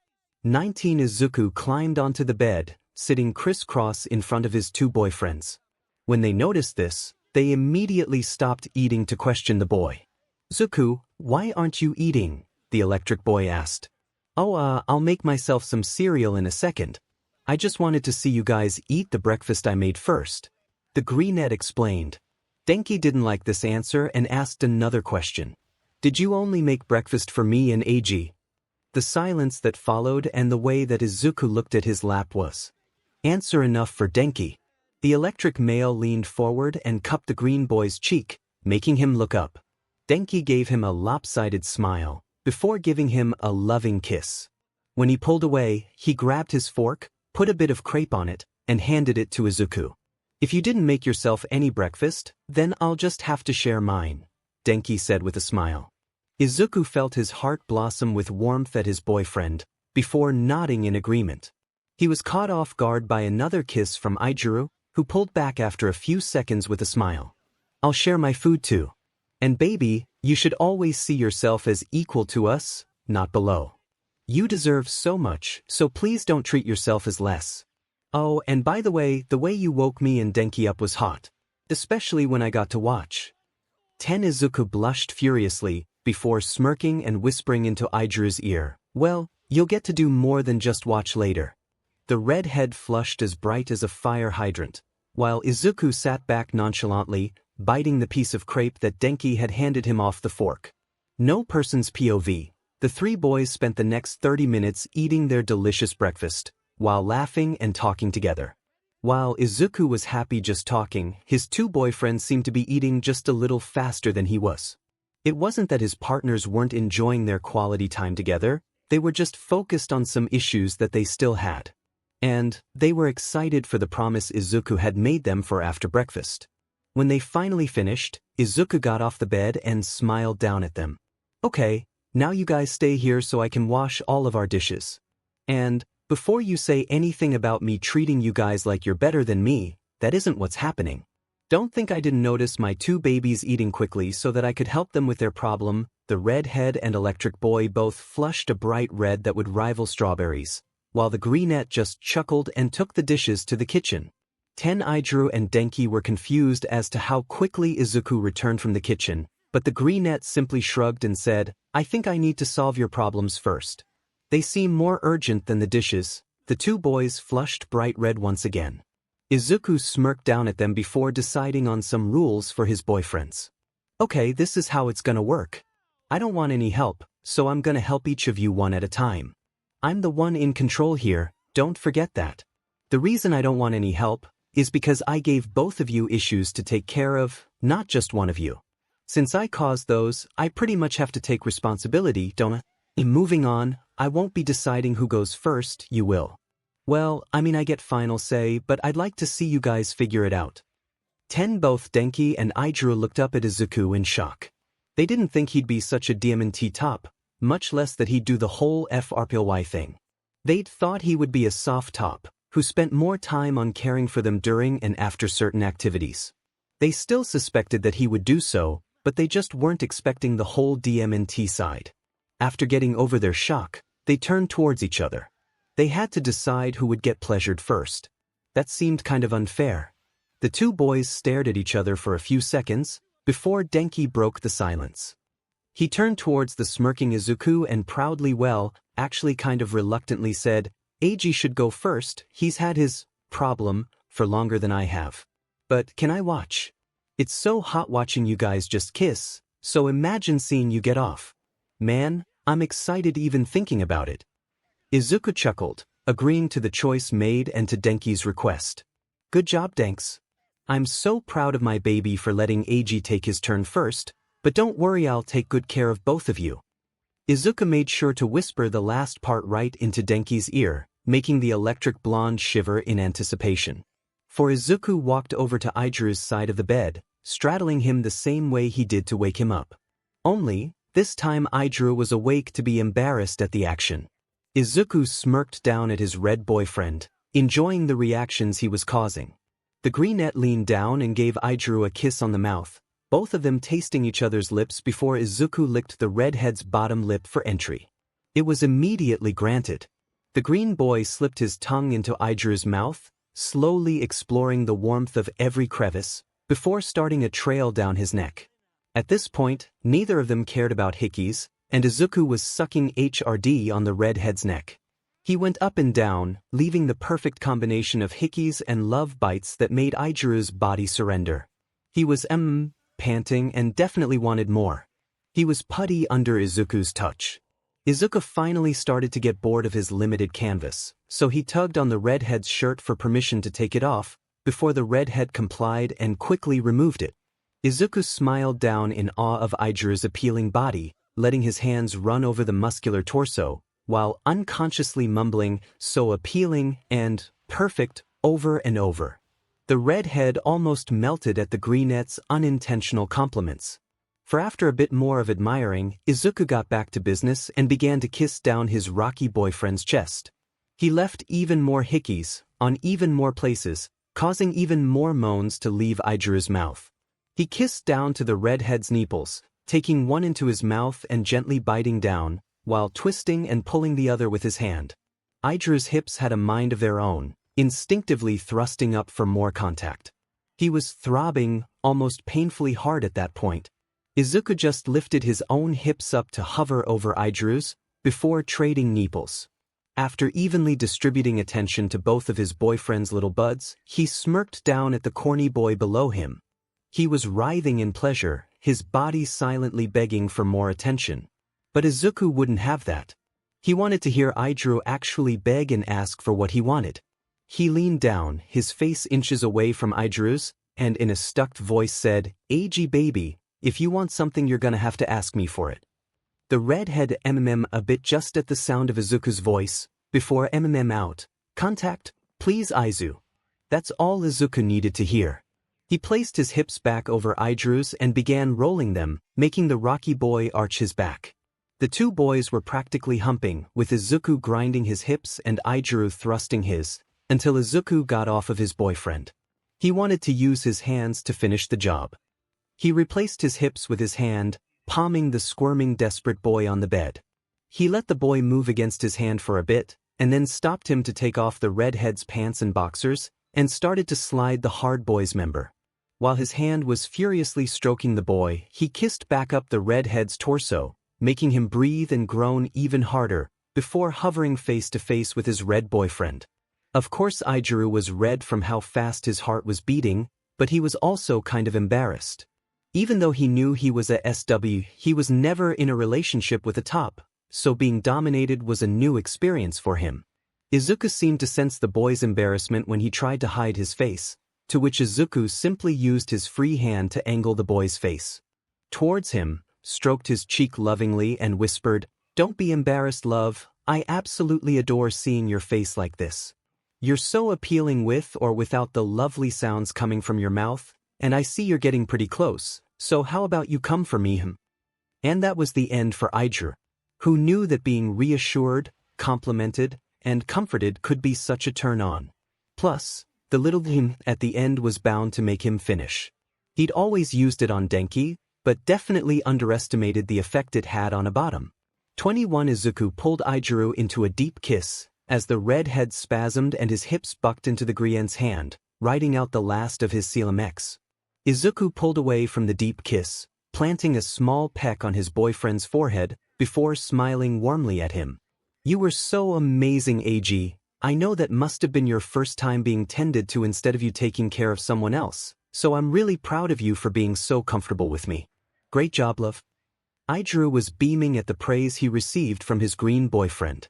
It made him feel like he did something good, which made him happy at the thought he was able to please his boyfriend in some way. 19 𝗧𝗂𝗃 stood up from his crouched position next to 𝗧𝗪𝗀 and looked at Denki for the first time since going over to his red-headed boyfriend. Denki was just staring longingly at both of his boyfriends, an obvious lust in his eyes. 𝗧𝗂𝗃 smirked at his partner, before making his way to the other side of the bed and getting situated on Denki's hips. The way he exaggeratedly scooted around to get comfortable made it obvious that he was trying to ars his boyfriend even more. This action drew a needy whimper from the 𝗬𝗵𝗃 before he pulled 𝗧𝗂𝗃 down and whispered, "Please," into the 𝗧𝗵𝗃's ear. The green boy simply smirked down at his boyfriend, before seductively asking, "Please what, love? You're gonna need to be a little more specific." 𝗧𝗂𝗃 made sure to grind his hips slowly against his boyfriend while asking this, so when Denki opened his mouth only a came out, causing the 𝗧𝗍𝗃 to chuckle. He kissed down the electric boy's neck, making him and his breath hitch, as 𝗧𝗂𝗃 left hickeys all up and down his neck. He also lightly bit down on Denki's Adam's apple, causing another loud to leave his mouth. 𝗧𝗂𝗃 continued down to his boyfriend's chest, taking his time with the rosy buds in his mouth. He licked, rolled, and lightly bit the little pleasure centers, before having to get off of his electric boyfriend to continue kissing down. He kissed lower and lower down the blonde's torso, until he was leaving little nibbles along the waistband of his shorts. He licked up Denki's V-line, causing him to shiver in pleasure, before quickly slipping off the shorts and boxers that were still in the way. 𝗧𝗂𝗃 was then faced with his electric blonde boyfriend's hard member that twitched in anticipation. The blonde himself was also feeling anticipation, seeing the way his DMNT boyfriend was eyeing his member. Slowly, 𝗧𝗂𝗃 licked up his boyfriend's and lightly sucked on the tip, holding down Denki's hips to stop him from thrusting. The 𝗬𝗵𝗃 boy just threw his head back and at the pleasure. The 𝗧𝗍𝗃 continued licking and sucking the tip, while his fingers lightly pinched at his boyfriend's inner thighs, creating a mess of Denki. Finally, 𝗧𝗂𝗃 fully took Denki's member into his mouth, bobbing his head up and down, while his boyfriend's eyes rolled to the back of his head in pleasure. 𝗧𝗂𝗃 kept bobbing and sucking until he could sense his boyfriend getting close, so he quickly replaced his mouth with his hand and went up to face his boyfriend. "Go ahead and come for me, love." Once again, 𝗧𝗂𝗃 finished one of his boyfriends with his top voice. Denki arched his back as he finished in 𝗧𝗂𝗃's hand, which now had traces of both of his boyfriends on it. 9. Great job, love. The sounds you made were appealing. I feel so lucky that I got to hear them. You're so appealing, you know that. Denki went a light pink at the praise 𝗧𝗂𝗃 gave him, but also felt a sense of pride at the compliments. 𝗧𝗂𝗃 stood up from the bed, standing so that he was at the foot of the bed facing both of his boyfriends, before he licked the mix of 𝗬𝗵𝗃 from his hand. My boyfriends taste so good. You taste a bit sweet from the smoothies I made you. Both boys on the bed flushed red, as 𝗧𝗂𝗃 giggled at them. Okay boys, I'm gonna go get a warm rag to clean you guys up. I'm sure you're tired again, so after I clean you up I'm gonna put the sheets to wash, and we can all snuggle on the couch until they're clean. Does that sound good? The green boy's partners smiled at him, before nodding at the plan. 𝗧𝗂𝗃 dampened 2 rags in warm water, cleaning up his 2 boyfriends as promised, and even helping them get dressed. He insisted on carrying them to the living area, so he bundled them up with some throw blankets and plopped them on the couch. The green boy then got all the dirty sheets put together, went down to the apartment building's washing machines, and put them to wash. Luckily he didn't run into anyone. When he came back up, he wasn't met with 2 boyfriends asleep or cuddling together like he probably would have seen with his exes. He was met with 2 loving boyfriends waiting expectantly for him, thanking him for everything he did, and offering a spot in between them for cuddling. 𝗧𝗂𝗃's life was different now, because he knew that he was cared for. He couldn't wait to fully fall for the two boys on the couch. The three boys eventually fell asleep cuddling on the couch, the way Izuku had seen Bakugo and Todoroki do countless times before. Except, this time Izuku was a part of the affection. Around an hour after they had fallen asleep, Izuku awoke to his cell phone ringing. He was slightly surprised, since the only people he usually got calls from were his mother, occasionally his two ex-boyfriends, and 𝗬𝗧𝗏. He never called her after he left his apartment. She was probably expecting him to call her early to tell her how their plan worked out, and it was currently 11:40 in the morning. Not exactly early. He carefully maneuvered himself from out of his two boyfriends' cuddle prison, and quickly answered the call. "Hey Yura," the brunette enthusiastically whispered. This confused 𝗬𝗧𝗏. Why was her usually loud best friend whispering? "Deku, are you okay? Why are you whispering? Also, how did our plan go?"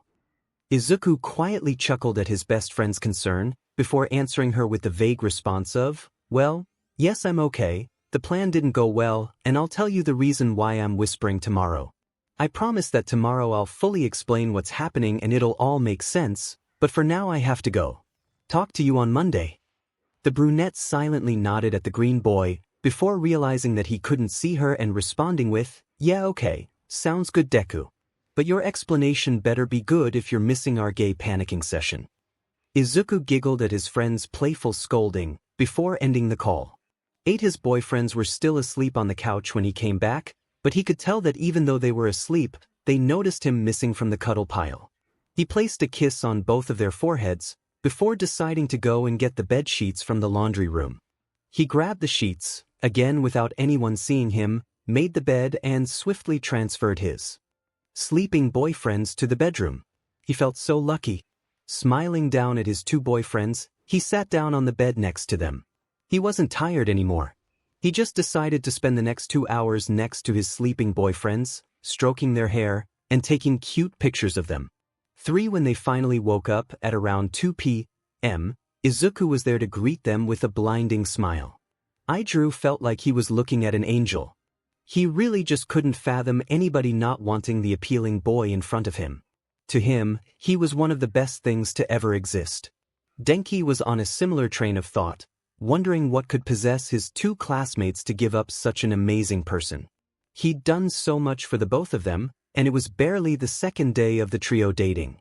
While the redhead and electric blonde thought all of these things plus more, they had unconsciously began to stare at Izuku. This concerned the green boy a bit, but he saw how their eyes were shining as if they were watching the most appealing thing to ever exist. This caused Izuku himself to stare at his two boyfriends with joy, smiling an even brighter smile.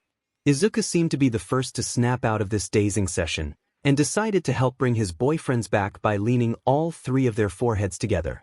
He giggled at the small flinches his boyfriends made at the movement, and the three boys began laughing at how they'd spaced out staring at each other.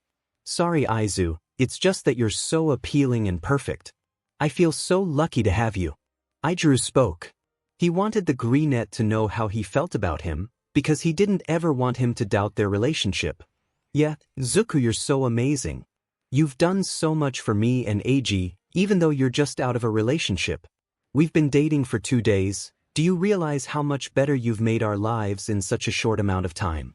You're like an angel babe," Denki exclaimed. He also wanted to build a solid foundation for the trio's relationship, and to help with that he wanted Izuku to trust in the care he and Ijuru had for him. All of these compliments were making the green boy flush a deep scarlet, completely new to being praised so often. It felt nice. In order to repay the praise, he decided to point out all that his two boyfriends had done for him as well. "You know, you guys have been amazingly perfect too. You guys respected the relationship I was in before, so you guys were amazing to me even when we weren't in a relationship. Then, you guys listened to me rant about said relationship, still not making any moves on me until you knew that the relationship was over, and you guys even let me stay the night at your apartment short notice. You guys were patient with me, showed me that you care for me, made sure that I was comfortable, and have already helped me with my mental state. Trust me, you guys have done a lot too, maybe even more than I have. All I know is that if anyone is perfect, it's the both of you." For Izuku's whole rant made 𝗎𝗲𝗄 want to kiss the both of his appealing boyfriends, so he did just that. No explanation, no particular reason, except for that he loved the both of them. Yes, he loved Denki and Izuku. He'd fallen for the blonde during their secret relationship which had been going on for 5 months, and he'd fallen for the brunette just by watching him and hanging out with him as friends for the past few months. He wasn't going to tell them yet, but he did. It was an undeniable fact. 13 When he pulled away from both of his boyfriends, he was met with 2 flustered faces which he just smiled at. The red sharky boy decided to check the time, since he'd taken a pretty good nap, and was surprised to see that it was already 2 in the afternoon. Aizu, you let us sleep for like 3 hours. Did you have anything to do today? Oh gosh, you must have been bored, you seem like you've been up for a while. Izuku giggled at his worried-looking boyfriend, before reassuring him. Don't worry about it. I know that you guys must have been tired, and I didn't have anything to do. Oh, and I slept for an hour before waking up and going to get the bed sheets. After that, I just moved you guys and maybe took some adorable pictures of you two before you woke up. Denki and 𝗎𝗲𝗄 both chuckled at the last sentence, slightly wondering how the green boy could act so differently during different circumstances. Okay, that's adorable, and thanks for letting us sleep so late, babe. I'm kinda hungry, do you guys wanna maybe get something to eat? We kinda missed lunch. Denki pointed out. 𝗎𝗲𝗄 nodded, while Izuku enthusiastically replied with, yeah. We could order ahead and then just pick up the food from a restaurant or something. His 2 boyfriends agreed with this idea. Before they did just that. During their late lunch, they just discussed things about themselves, deciding on doing a first date sort of thing with Izuku. 𝗎𝗲𝗄 and Denki were honestly just so glad that they had Izuku in their relationship now. One time skip while Izuku had considered the trio's lunch earlier as their first date, 𝗎𝗲𝗄 and Denki were less fine with that idea. Aizu, we need to give you a proper first date. At the very least a movie night here with all 3 of us, while me and Denks make you dinner. 𝗎𝗲𝗄 exclaimed. The brunette knew that his red-headed boyfriend wouldn't be content unless he agreed, so he complied with the movie and dinner date. The rocky boy smiled in triumph, while the electric blonde who witnessed the whole thing just laughed at his 2 boyfriends. 𝗎𝗲𝗄 made Izuku sit on the couch and pick out a movie, while he went to the kitchen to make dinner. He was expecting his blonde boyfriend to help him, but Denki simply flopped on the couch beside Izuku with the excuse of, well, you're the one who volunteered to make dinner.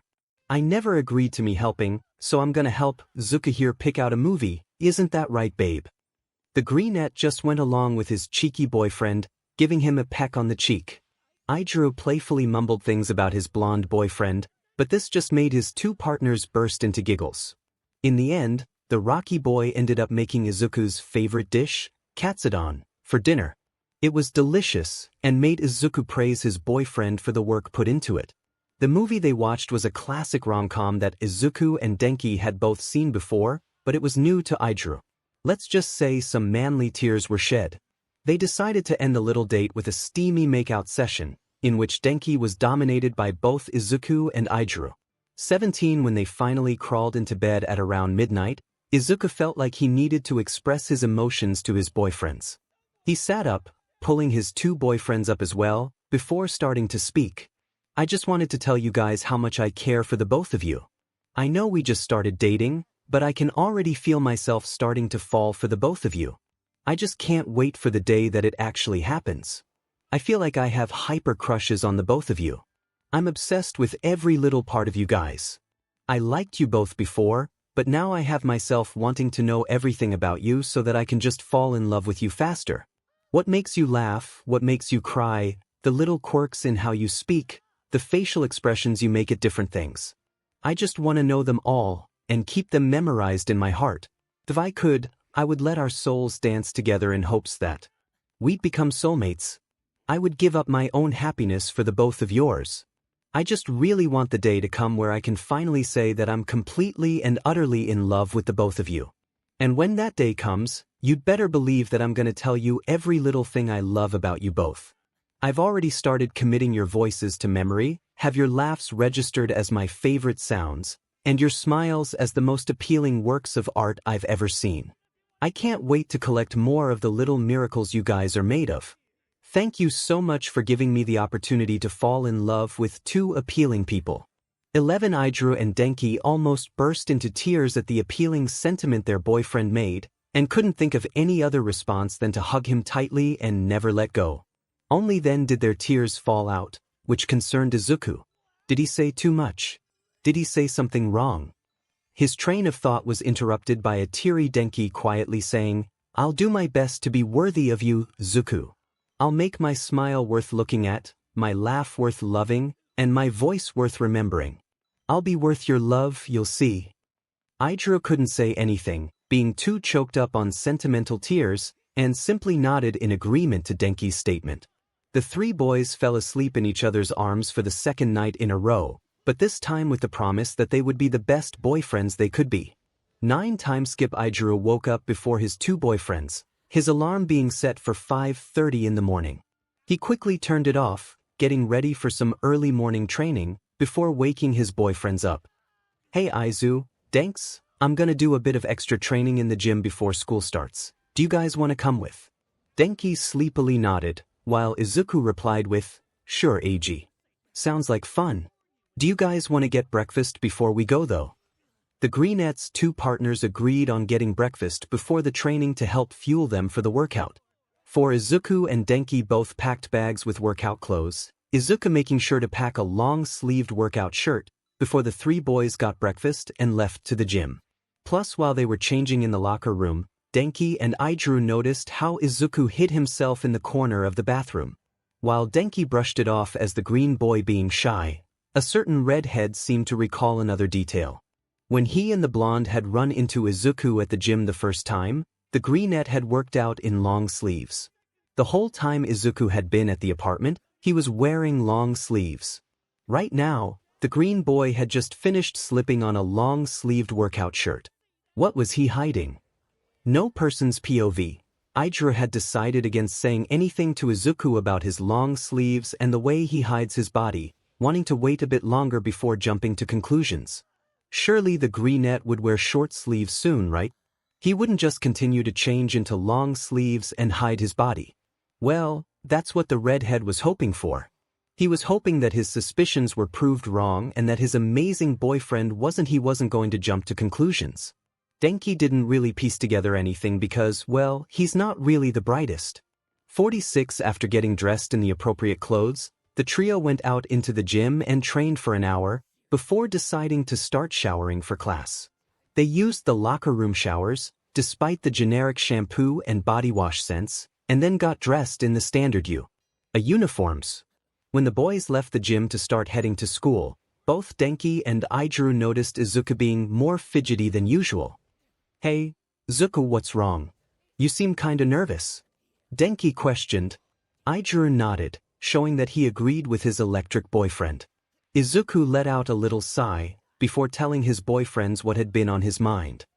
"Well, I know that nobody knew about me, Bakugo, and Todoroki's relationship, and no one knew about you two's relationship either, so I was just wondering what you guys are okay with. I'm totally fine with keeping us a secret, but if you guys are okay with people knowing, I don't want you guys to think that I'm using you both to make Bakugo and Todoroki jealous or something. I just want to know what you guys are okay with, and I'm nervous about facing my two ex-boyfriends basically." 𝗬𝗲𝗄 and Denki shared a look. This was the same kind of pushover, almost SLV-like, mindset that Izuku had when he first came to them. This was what they didn't want. They didn't want him to be scared to ask them questions, or to feel like less than them, or feel uncared for. They looked back at their green boyfriend, who was looking almost scared, and felt their hearts crack. 𝗬𝗲𝗄 cupped Izuku's cheek, gently tilting his head so that they were making eye contact, and said, "Aizu, love, we don't care if people know. We know that you aren't shallow enough to use us for making people jealous, but to be honest, it would be nice to let Bakugo and Todoroki see just what they're missing out on. I really don't know how they couldn't see what a perfect angel you are, but what we don't want is for you to be scared of us, think that you aren't worth attention, or anything like that, right Denks?" 𝗬𝗲𝗄 looked to his blonde boyfriend for confirmation, to which he replied, "Exactly, Izuku. And don't worry about Bakugo and Todoroki, we'll be by your side the whole day. If they try anything, me and AG will take them out like the trash they are." 17 Izuku gave both of his boyfriends pecks on the mouth, before blushing and taking both of their hands. 𝗎𝗪𝙢 and Denki also felt their faces heat up, but because of how adorable their boyfriend looked at that moment. Suddenly, the rocky boyfriend realized something about the green boy's choice of words. Hey Aizu, did you actually call Bakugo? As in not Kaken. And you also called Todoroki by his last name instead of his first name too. Izuku shrugged at the redhead's question, before simply saying, they pretty much screwed up any relationship between me and them, so I don't feel close enough to call them by any nickname or their first names. I expect the same from them, except maybe Bakugo. Since he wasn't the one hurt, he probably still thinks he can call me Deku, but he better at least bump it down to Izuku. Midoriya would probably be weird for the both of us, but he definitely can't call me Deku anymore. 𝗎𝗪𝙢 smiled down at his little green bean, proud of the small mental progress he was making. Even if it was something as simple as names, he was starting to build up some self-respect. The trio walked into the school building, still holding hands, and made their way to the classroom. They knew that people were staring at them, but they didn't care. They were happy. If people happened to see exactly why they were happy, they were fine with it.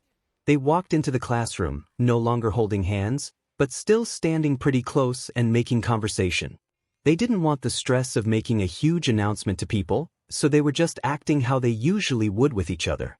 The three of them went over to 𝗎𝗪𝙢's desk, before Izuku remembered that he had to talk with his best friend.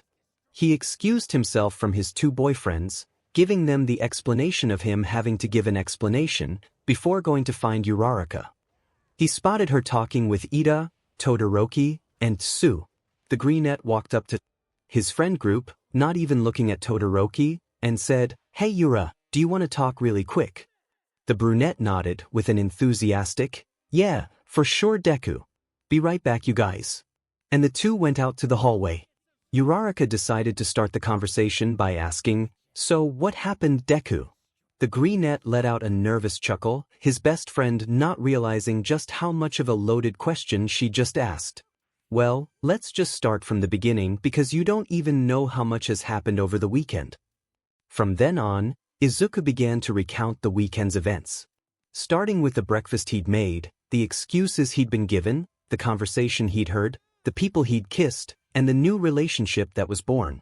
Uraraka's emotions changed with each development in the story, starting out with excited, then angry, absolutely outraged, complete shipper mode, and then happy. Wow Deku, you went through so much this weekend. It sounds like Kiri and Kami are gonna be good for you though. As for Bakugo and Todoroki, they're gonna need to sleep with one eye open. 37 Izuku nervously chuckled at how scary his best friend was, before trying to coax her out her murder plans. Yura, you don't need to do anything. I'm happy now. Eiji and Danks are making sure of it. Plus, Bakugo and Todoroki don't even know that you know, and I don't want them knowing that I told you. I just really want to avoid them today, and I don't want to risk them trying to talk to me. Speaking of which, could cover for me with the squad. They're gonna think that it's weird I'm not talking to Todoroki, but I at least need today to not talk to him or Bakugo. That's gonna take some getting used to. Uraraka just softly smiled down at her friend and nodded, not letting him know that she heard that last part. She could tell it was going to be tough on Izuku, but she also knew that a certain pair of boys inside the classroom were already healing him. She could tell he was truly happy with 𝗎𝗪𝙢 and Denki, and if covering for him without any kind of confrontation with the two scumbags would help him move on, she would do it. Okay Deku, we should probably go inside before Aizawa-sensei comes in. The brunette nodded furiously at the idea, frightened at what would happen if Aizawa were to find him outside the class. He bopped right back over to his two boyfriends, flashing them a bright smile. They smiled right back, and the three continued to converse. When the bell rang to signal the start of class, Izuku sighed, gave his two boyfriends a peck on the cheek, and went back to his seat. While the few classmates who saw him kiss 𝗎𝗪𝙢 and Denki on the cheek were freaking out, the green boy was just dreading having to sit behind Bakugo in his assigned seat. He was hoping that he wouldn't get past a note of any kind, because he knew that he would just ignore it. The explosive boy in question, however, had something else on his mind. Did Izuku just kiss Kirishima and Kaminari? Despite the decision he had come to about his and the green boy's relationship, It still stung a bit to see him with other people. It made him feel guiltier about how the relationship had ended, and how the 𝗲𝗏𝗃 had found out about the breakup plans. It especially pained him thinking about Izuku's last words. "You said you'd be better off without me, right?" Those were his exact words, verbatim, but in reality they had been Bakugo's exact words first. Verbatim. 29 The spiky-haired blonde sat down with a sigh, knowing that him and Todoroki were going to have to talk Izuku soon. He just didn't feel right leaving their relationship like that, because while he'd stopped looking at the 𝗲𝗏𝗃 in a romantic way, he still wanted a decent friendship with Izuku. Not that he'd make it obvious to anyone who didn't need to know, because he was still the same Bakugo who didn't like expressing emotions. Todoroki was also thinking of how to repair his friendship with the living piece of broccoli. It had hurt him, the way the green boy had completely ignored him. He had looked unfazed by the dual-colored male's presence. Todoroki knew better though, he was one of the 𝗲𝗏𝗃's friends before they dated anyway, so he knew that his ex-boyfriend was still feeling pain. That thought just made him feel worse. He really just needed to talk to Izuku to try and salvage some kind of friendship, or at the very least explain himself out of respect to the boy. 18 The three males all put their thoughts on their no longer existent relationship to the backs of their minds, and did their best to focus on the lesson. Time skip Izuku was grateful for the bell that released the students to lunch, happy to finally be able to spend time with his two boyfriends. "Eiji, thanks. I missed you too so much," the green boy whined. The redhead and electric blonde both chuckled at their adorable boyfriend, loving how comfortable he seemed to be with them. "So, we're like gonna sit and eat together, right?" asked an also very adorable Denki. "Of course," Izuku giggled. 𝗧𝗪𝗎 just chuckled at the adorableness of the two, nodding in agreement. The three boys got into the lunch line, chatting while they waited for their food. Once again, they were being watched by a large group of people. Rumors were being spread, facts were being debated, and everyone was just wondering what exactly was going on with the trio. Although the three boys knew this, they weren't going to answer any questions. Well, they would if they were asked directly, preferably by someone in their class, but definitely not to a whole bunch of strangers who were starting gossip rather than just asking. One after getting their food, the traffic light trio made their way to an empty table. "So Aizu, are you feeling better than this morning?" asked a concerned 𝗧𝗪𝗎. Izuku nodded happily, saying, "Yeah, I am Eiji. I guess I just tend to overthink and worry a lot about things. My anxiety causes a lot doubt." The redhead nodded in understanding, along with Denki who chimed in with, "Yeah, I get it, Zuku. I have ADHD, which gives me some weird habits. I mean, that's not all that's going on in my brain. I also have PTSD and trauma, which also bring their fair share of weird habits sometimes." Izuku nodded in understanding, feeling a bit more understood himself. Well, if it's okay with you, Denki, would you mind talking about it sometime? I mean, I could share some of my thought process too, since I'm sure my anxiety affects my thinking in some way." Denki could tell Izuku felt nervous about asking the question, so he just gave the green boy a lopsided grin and replied with, "Sure, Zuku. I'm not sure it'll be too interesting, but it could help us understand each other better. Plus, we could get any negative triggers out of the way. Eiji knows most of mine already, but I want to know yours so I know to avoid certain things. You know, if it's okay with you." 22 Now Denki was nervous. Had he overstepped by bringing up triggers? He knew that even just talking about triggers could be a trigger. Although, instead of being chewed out for overstepping, he was met with a kind smile and Izuku agreeing by saying, "Sure, thanks. But maybe we should do this on a weekend or something. I know how dark the conversation can or will get, so we should all be comfortable when we talk about it." All three of the boys smiled at this idea. 𝗧𝗪𝗎, Denki, and Izuku spent most of their lunch just chatting away about their relationship and getting to know each other. Even more. Sometime during the conversation, Denki had snuggled up against Izuku. The 𝗲𝗏𝗃 took notice of this, realizing how the blonde resting on his shoulder has seemed a bit clingy and touchy the whole day. More than usual. Izuku didn't mind, in fact he loved it and made sure to give the blonde boy affection, but he was a bit curious of the touchy behavior. He figured it had to do with the boy's neurodivergency, and continued to indulge in his boyfriend's affection cravings. He finger brushed his hair, gave him light back scratches, and sometimes just simply held his waist. All Izuku knew was that he was always in contact with Denki. 48 Honestly, the dependency that the electric boy seemed to have on the greenette just triggered his top instincts, making Izuku more protective of both boyfriends. That's why he cursed himself for drinking too much juice when he felt his bladder beg for release. Without word, he scooped Denki up and plopped him next to 𝗓𝗲𝗄, leaving both boys in a bit of shock. Denki was left disappointed at the loss of affection and made a bit of a whine for Izuku. The green boy looked down at them a bit apologetically before saying, "I'm so sorry you two, but I really have to go to the bathroom. I'll be right back, and don't worry baby, I'll give you more cuddles and kisses. Actually, both of you get cuddles and kisses just as soon as I get out of the bathroom." Both Denki and 𝗓𝗲𝗄 flush light pinks at how top-like Izuku was, even though they hadn't been doing anything remotely SXO. They both loved it honestly, and it made them feel protected and loved. They waited patiently, talking to each other until their boyfriend came back. It pained Izuku a bit to leave his two boyfriends behind, especially when he was feeling this protective over them. He felt territorial almost, like if anyone were to mess with his two prized possessions he would Detroit smash their asses to next Tuesday. His thoughts 𝗲𝗲𝗄𝗏 him.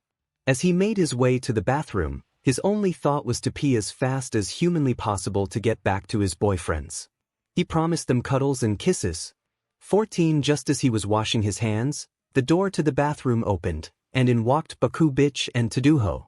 Oops, Bakugo and Todoroki. Izuku sighed a bit, before turning to face the two boys in front of him. "What do you want?" the green bean asked in a neutral voice. Not friendly, but not really negative either. "Look Deku, we just want dash." Bakugo wasn't able to finish his sentence, due to being interrupted by Izuku.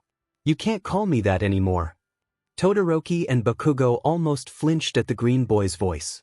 You could tell that he was trying hard to keep it neutral, but if you paid close attention you would notice the cracks in his facade. If you listened close enough, you could hear the shreds of pain, hurt, and the tiniest bit of anger in his voice. If you looked deep into his eyes, and the tiny scrunch of his nose that was small enough to be missed by anyone who didn't know him well enough, you could see the overall sadness he felt. 7. Okay, we just want to talk Izuku, the usually angry blonde stuttered out.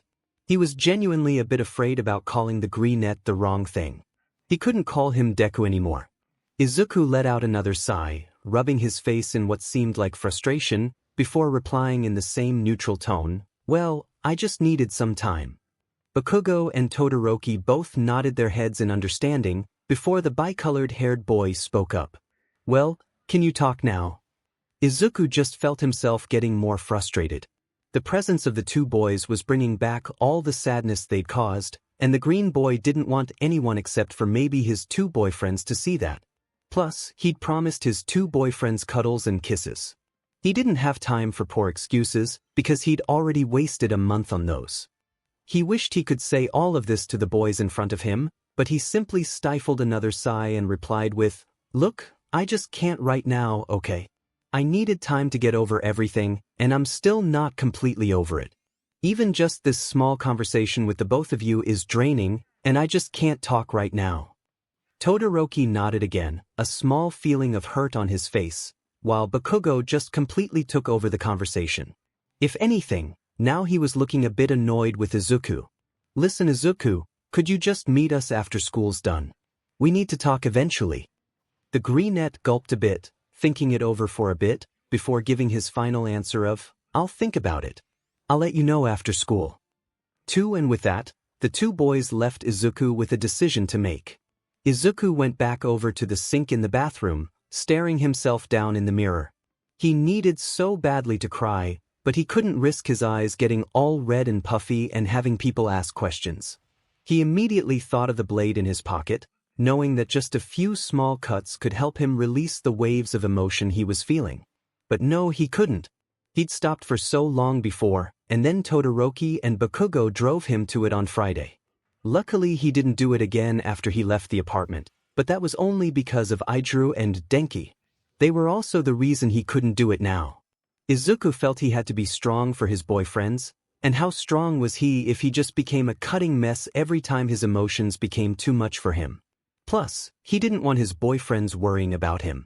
14 Izuku just took a few breaths, splashed some water on his face, and went back out to his two amazing boyfriends in the cafeteria. Denki and 𝗓𝗫 were just chatting about schoolwork when they noticed their broccoli-looking boyfriend coming back over to the table. He seemed a bit off, but sent them a smile nonetheless. The two boys decided to let Izuku come to them when he was ready, unless he seemed like he wasn't taking care of himself, or something was really wrong. Denki perked up at the sight of his boyfriend, his train of thought traveling to promises of cuddles and kisses. He sat up straighter from 𝗓𝗫's side, and started making grabby hands for the greenette, which only brought Izuku's protectiveness back. He strode over a bit quicker, immediately scooping the electric boy into his arms. Denki ended up in Izuku's lap. The three boys spent the last 10 minutes of lunch with Denki in Izuku's lap, and 𝗓𝗫 snuggled up against the green boy. Safe to say, almost everyone was staring at the trio, some in awe, others in question, and a few in disgust. The three simply shrugged it off, not letting it affect them. While Izuku kept the smile on his face and chatted happily with his boyfriends, he was still feeling pretty shaken up from the conversation in the bathroom. He was trying not to think about it, but he knew that needed to talk to 𝗓𝗫 and Denki about the proposition Bakugo had made him. If his boyfriends didn't want him to go, then he wouldn't go. The only problem was, the whole thing was making the green boy panic. The more he thought about it, the more he put off talking about it, which only made him panic even more over his procrastination. 𝗵𝗃 was talking to Denki about whether or not it was healthy for him to be charging phones with his mouth, when he noticed that Izuku seemed even more out of it than before. There was a light sheen of sweat visible on his skin, his breathing had picked up ever so slightly, and he seemed like he was in a daze of some sort. 𝗓𝗫 recognized the symptoms as some form of a panic attack, and immediately set into action. "Thanks, babe, I think 𝗧𝗪's having some form of a panic attack. We need to get him to the hallway and find out what's been bothering him since he came back from the bathroom." The electric male's eyes widened a bit in concern, before nodding and getting up from Izuku's lap. 𝗓𝗫 grabbed the greenette bridal style, made sure that Denki was following him, and quickly walked out to the hallway.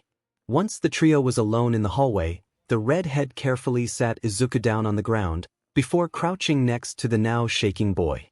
Denki went over to the greenette's other side, hugging him from the right. The electric blonde was still feeling clingy, but he wanted to prioritize his boyfriend. He didn't even realize how tightly he was hugging Izuku, until the panicking boy was doing his best to return the affection with a shaky smile. The green boy didn't want his boyfriends to worry.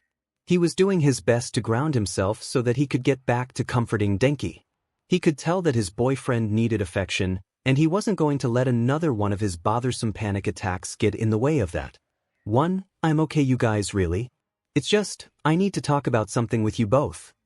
𝗓𝗫 and Denki both nodded at their boyfriend, ready to hear whatever was about to leave their beloved's lips. As Izuku opened his mouth to begin explaining, he grabbed Denki and sat him in a koala position, so that the electric male was straddling his waist.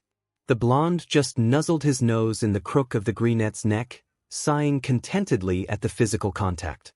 𝗓𝗫 softly smiled, sitting side to side with the green boy and resting his head on his shoulder. Finally, Izuku prepared to talk about what he'd been avoiding. "So, it started when I went to the bathroom." Izuku felt a nodding motion on his shoulder, taking it as encouragement to keep going from 𝗓𝗫. "When I finished washing my hands, I was turning to leave, and saw that Bakugo and Todoroki were there. They told me they wanted to talk, but I told them that I couldn't. I really just wanted to come back to you and thanks. Bakugo didn't really like how cold I was being, I could tell, and asked me if I could talk to them after school's over. I told them both that I would think about it and let them know after school, but I was really scared about telling you guys. I didn't want to talk about it, but I knew that I should discuss it with you both, and then the procrastination of talking about it made me panic, I guess. Anyways, what should I do?" 𝗓𝗫 sat up from Izuku's shoulder, surprised that the greenette would leave the decision up to him. "Well, 𝗧𝗪, what are you comfortable with? Do you think you're ready to talk to them, or do you need more time?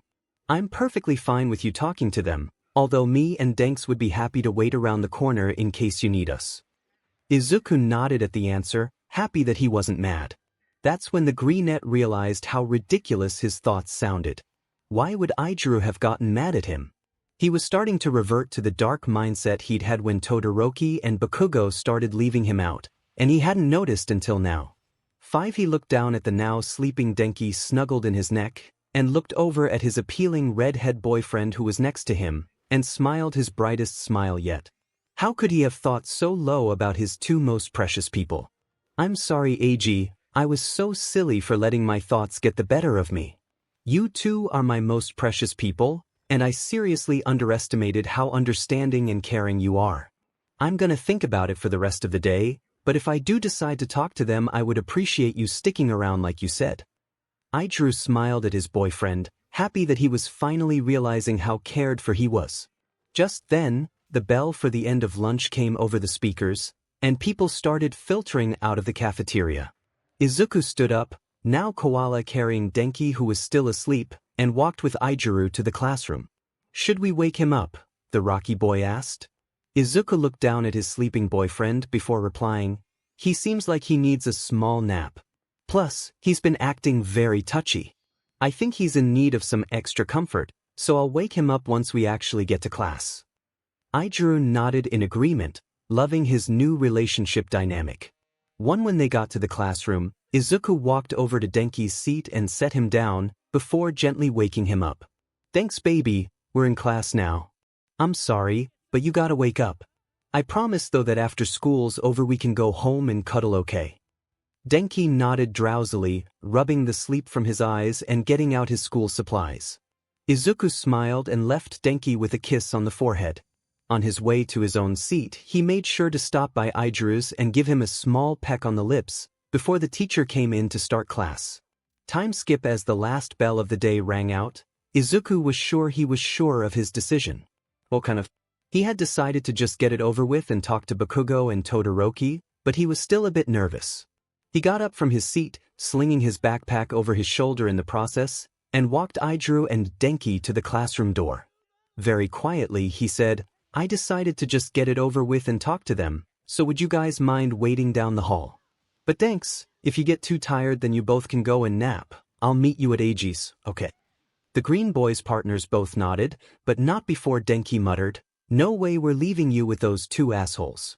I'm waiting till Aiza's done and then we can go snuggle.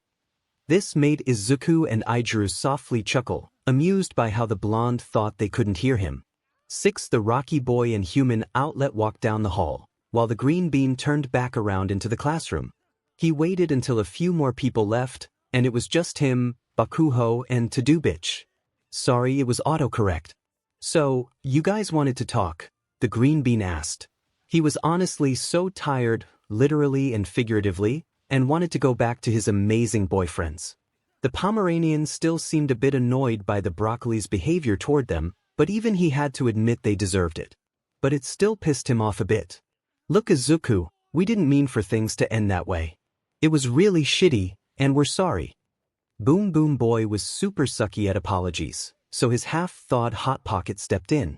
Yeah Izuku, we didn't mean dash. The Canadian flag was interrupted by Brussels sprout in front of him, saying, you can't call me that anymore, it's Midoriya to you and at the very least Izuku for Bakugo.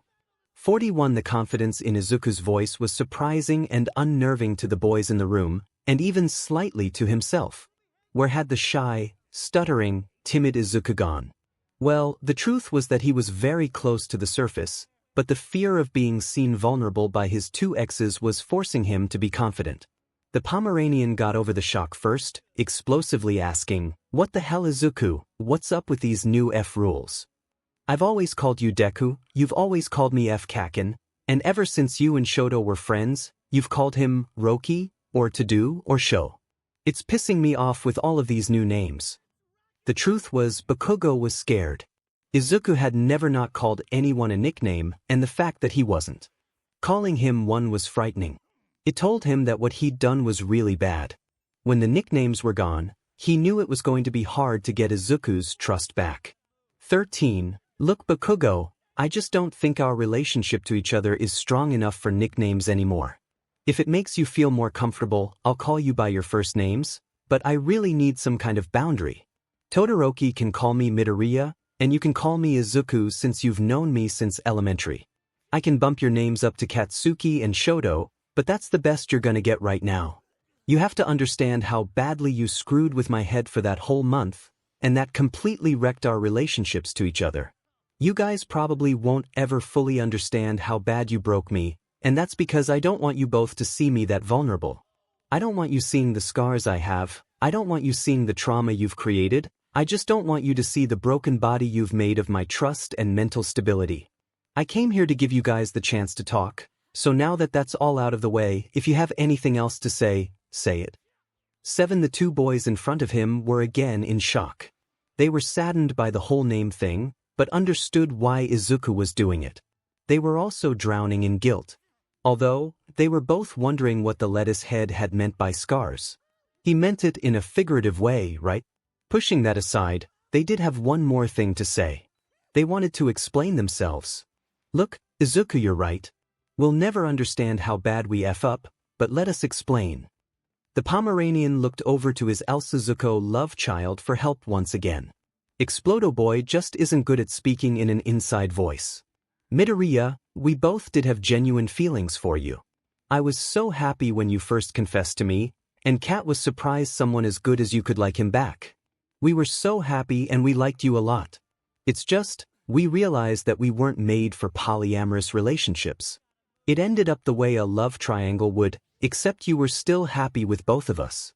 We really did like you, I swear we did, but we just couldn't love two people at the same time. Even if it had been someone else, it wouldn't have worked out. After we both realized it, we didn't know how to tell you. You were just so happy, it hurt us to have to ruin it.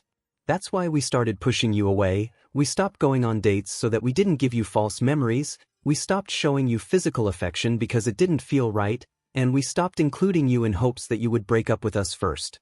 We just didn't expect for you to like us enough to keep trying to dash. 33 That word. That damn Ned word is what caused Izuku to cut Todoroki off. Could you stop it with that? You say that I liked you, that you and Katsuki liked me, well that just hurts. Could you not see that I loved you? That's why I kept trying. Even when I knew that it was a lost cause, I kept trying. I convinced myself that I was the problem, that it was my fault, that if I could just make you both happy enough I could earn my place in the relationship. I did your dishes, I made your dinner, I tried hanging out with you Raraka more often so that I didn't bother you.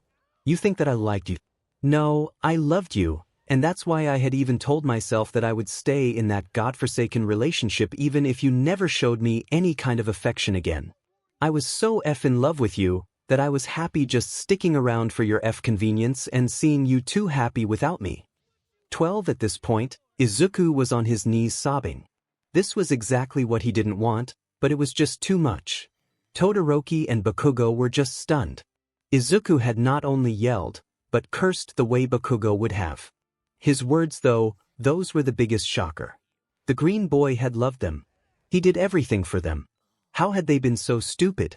They had both started walking towards the boy on the floor, when all of a sudden the door flew open and 𝗓𝗏 and Denki both came rushing in. They'd heard the greenettes yelling from down the hall, and the whole rant had them furious at Bakugo and Todoroki. At the very least, they understood a bit more about his mindset now. Denki immediately dropped to Izuku's side, while 𝗓𝗏 backed the two other boys away from his boyfriends on the ground. He gave them a hard glare, before joining his two beloveds. 11 Shoo, it's okay eyes. Me and Denks got you. Just calm down, everything's okay, I promise. Izuku was just quietly sobbing now, hanging on to both of his boyfriends for comfort. 𝗓𝗏 eventually laid the boy down in his lap. He had cried so much, he lost all of his energy and fell asleep, keeping 𝗓𝗏 on the floor. Denki, however, didn't have someone keeping him down. He stood up, walking over to the two quietly discussing boyfriends in the room, and didn't stop until he was standing in front of them. They both noticed the electric boy, along with the pissed and angry expression on his face. Look, I just want to be with Izuku right now and make sure he's okay, so I need you both to leave before I ruin my chances of becoming a hero with a murder charge. And before you think of questioning how scarily serious I am, you might want to pay attention to your necks. 10 Bakugo and Todoroki were confused until they noticed the hands around their Adam's apples. Not only that, but there were faint tingles pulsing through them, which they could only assume were coming from Denki's quirk. Both boys were terrified, even Bakugo. They nodded their heads, too scared to speak, and rushed out of the classroom. In that moment, even Denki was scared of himself. He had been dead serious when threatening them, and he didn't think he was capable of being that serious until that moment. He went back over to his two boyfriends, only to see 𝗧𝗪𝗓 stroking Izuku's face with tears in his eyes. He crouched down, hugging the redhead before asking, "What's the matter, 𝗧𝗪𝗓?"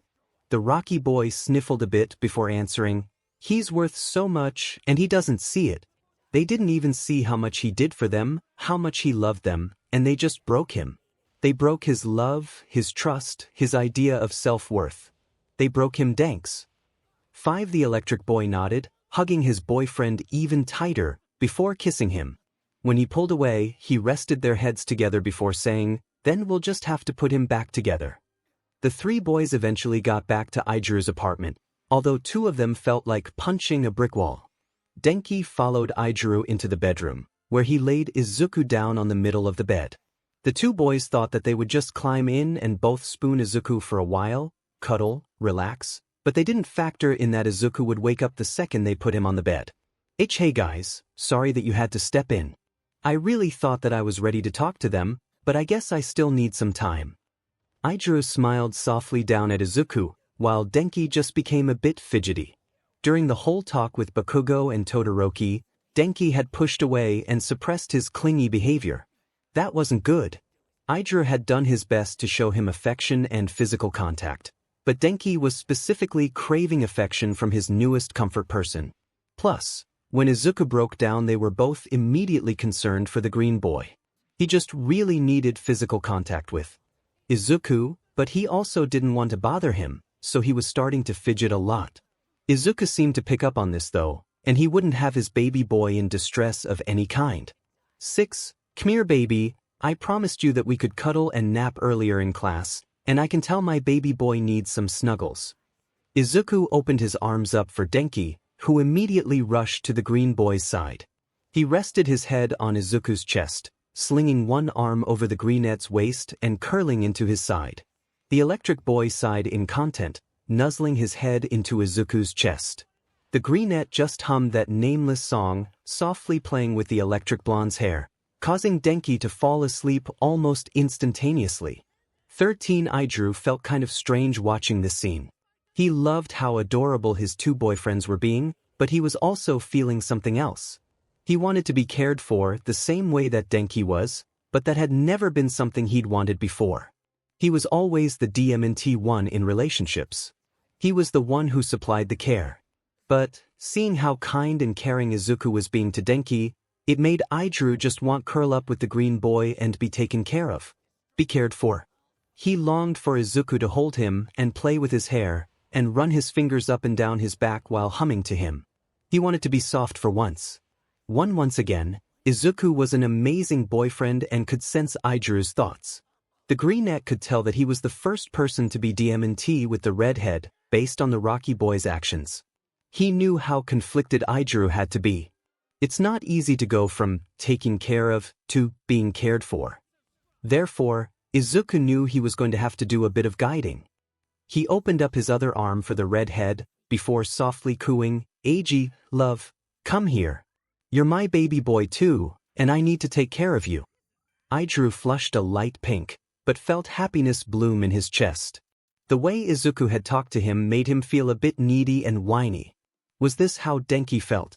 If so, he could understand why he made grabby hands for Izuku all the time. He slowly walked over into his boyfriend's arms, before suddenly curling up into his side and hugging him tight. He nuzzled his face into Izuku's neck, his arms and legs tangled around the greenette, as he sighed in content. He felt so warm and loved, like nothing could ever hurt him. Izuku made it even better by softly stroking the nape of his neck, sometimes playing with baby hairs there. The blissful pleasure from it all had 𝗧𝗪𝗓 slightly purring, something he didn't know he was capable of doing until that very moment. Izuku smiled softly at his two perfect boyfriends. He was so sure that they would have him in love by the end of the week if he wasn't careful, but he wasn't so sure that he wanted to be careful. 𝗧𝗪𝗓, Baby, from now on I'm gonna take care of you, okay? You've been doing so good at taking care of others, but you're my baby now. You deserve some rest. I'm so proud of you, love. Now I want you to get some sleep, okay? And if you need anything, you ask me. Remember that you're mine to take care of now, and I'm gonna spoil you and thanks. The 𝗲𝗏 softly whispered. 𝗳𝗏𝗃 simply nodded at the quiet praise, before shyly asking, could you hum the song again? Izuku broke into a big smile at how his boyfriend was asking for something before replying, of course, anything for my baby. 5 Izuku softly began humming the song again, lulling 𝗳𝗏𝗃 and himself to sleep. 40 time skip at around 7:30, Denki began to stir. He was quite upset that he was starting to wake up, because he felt so comfortable. He actually didn't even know why he was so comfortable until he decided to sk it up and open his eyes. The sight he was met with was one that made his face break out into a smile, and it made him realize something very important. He loved his boyfriends. He was in love with the red-headed sharky boy and the handsome piece of broccoli that were in bed with him. His face flushed a bright red at the realization he had, and he automatically knew he wouldn't be able to confess to his boyfriends until later. 3 He unknowingly began doing some of his motor tics that happened whenever he became extremely happy, such as extreme hand/finger fidgeting, body shakes happy shakes, and a little dance that he somehow developed involving his hands. He laid there, still not really noticing his tics, until Izuku and 𝗳𝗏𝗃 awoke and sat up. 3 𝗳𝗏𝗃 was quite drowsy when he woke up, not really understanding why Izuku had awoken in the first place. That was the only reason he was awake, because Izuku had sat up. He rubbed the sleep from his eyes, in an attempt to wake himself up, before asking the 𝗲𝗏 beside him, Aizu, why'd you sit up? Is everything okay? The green boy jumped a bit at how close 𝗳𝗏𝗃 was, before smiling a bit at the redhead and responding with, oh, yeah baby, everything's fine. Although, does Denks have tics? If he does, then I think something triggered some of them, but they don't look like negative ones.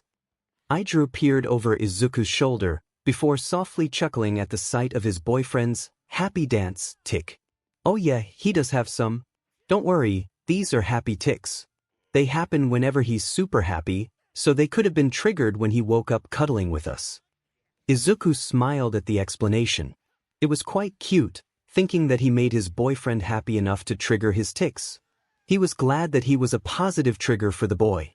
But he was a bit concerned about what negative tics could be triggered. He was glad he had suggested for them to sit down and talk about it soon, because he didn't like the fear of accidentally upsetting one of his 2 boyfriends.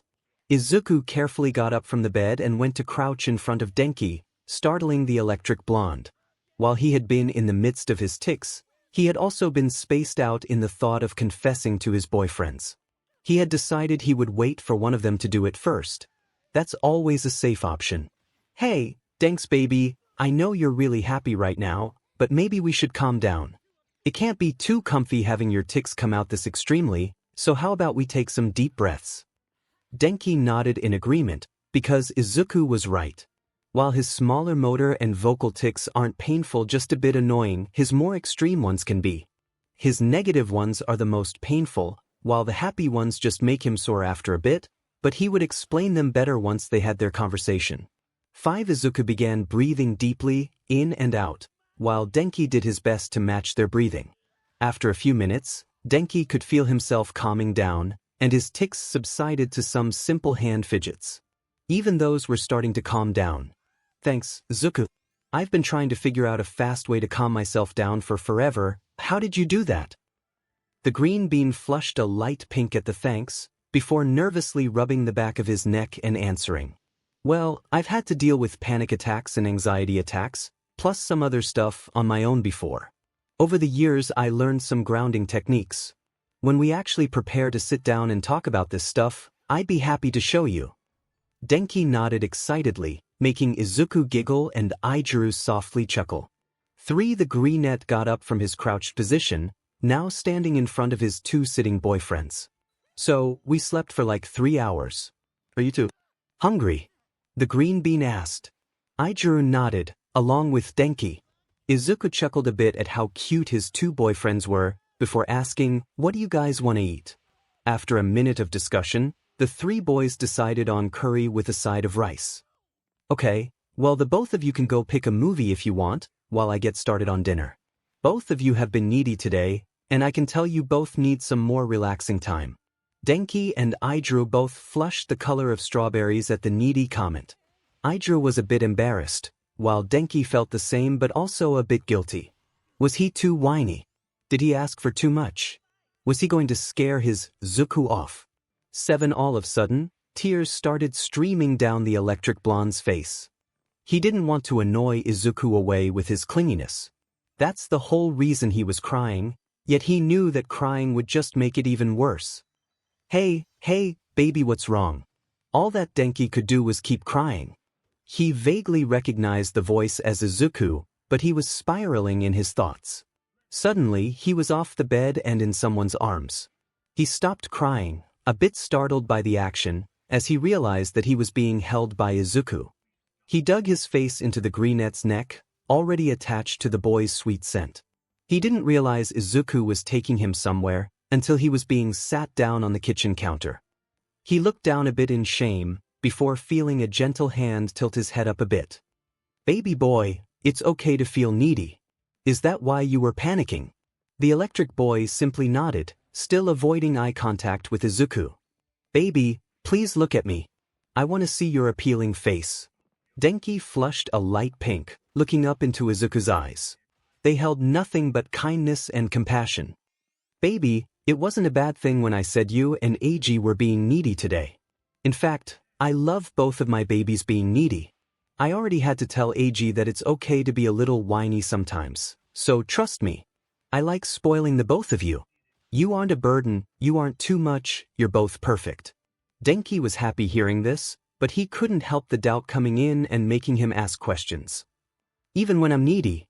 The 𝗲𝗏𝗃 chuckled a bit, ruffling the blonde's hair before saying, especially when you're needy. 𝗧𝗂 could see another question lingering in the electric boy's eyes. This one seemed like it scared him too much to ask. Baby boy, do you have another question? You don't have to be scared to ask it. Denki shyly nodded, before nervously asking in a quiet voice, you don't think I'm weird? 14 This question took 𝗧𝗂 by surprise. Half of him was curious, while the other part was enraged at the idea of someone telling his adorable boyfriend that he's weird. He took Denki's face into both of his hands, looking him straight in the eyes as he said, Baby, you're definitely not weird. I would never think you're weird. You're perfect even if you need extra cuddles and kisses sometimes. 𝗧𝗂 pecked the electric boy on the lips before smiling at him. Denki smiled a bit, before asking one last question. 𝗧𝗂, can we have that talk about our mental stuff tonight? I feel like I need to explain something to you and 𝗧𝗲𝗄. 𝗧𝗂 nodded in agreement, kissing his boyfriend on the nose, before carrying him to the living room. 𝗧𝗲𝗄 was already there, on the couch, with the TV remote in his hand, waiting for Denki. 2. Denks, baby, tell 𝗧𝗲𝗄 about what's gonna happen after dinner. I'm gonna go make the food, and then I'll come and we can all eat, okay? The blonde nodded, before snuggling up with 𝗧𝗲𝗄 and telling him about the discussion they were having after dinner. 𝗧𝗂 simply smiled at his two beloveds, before making his way to the kitchen. One time skip the curry and rice 𝗧𝗂 had made were delicious. All three boys laughed at the movie they watched, showed each other affection, and had a great time together. Denki seemed to be back to his regular, happy-go-lucky self, but he was still a bit clingy. And that was okay. When the movie was over and the dinner was eaten, they knew it was time to get serious. 𝗧𝗲𝗄 decided to start the conversation off with a question. It was a question he'd had on his mind lately, and he needed to find out the answer. He was concerned for one of his boyfriends, and he was praying to any and all gods that his suspicions were false. 𝗧𝗄, can we start with why you never wear short sleeves? 𝗧𝗄, can we start with why you never wear short sleeves? 5 The 𝗲𝗏𝗃 tensed up immediately at that question, looking anywhere but his two boyfriends. 𝗧𝗄, answer me please. I need to know whether or not I'm right about why you always wear long sleeves. 𝗧𝗂's heart was dropping. He never wanted anyone to know about his scars, especially not his two amazing boyfriends. He figured they'd find out eventually, but this early in the relationship. What if they left him? He exhaled a shaky breath, tears now in his eyes, before opening his mouth to answer.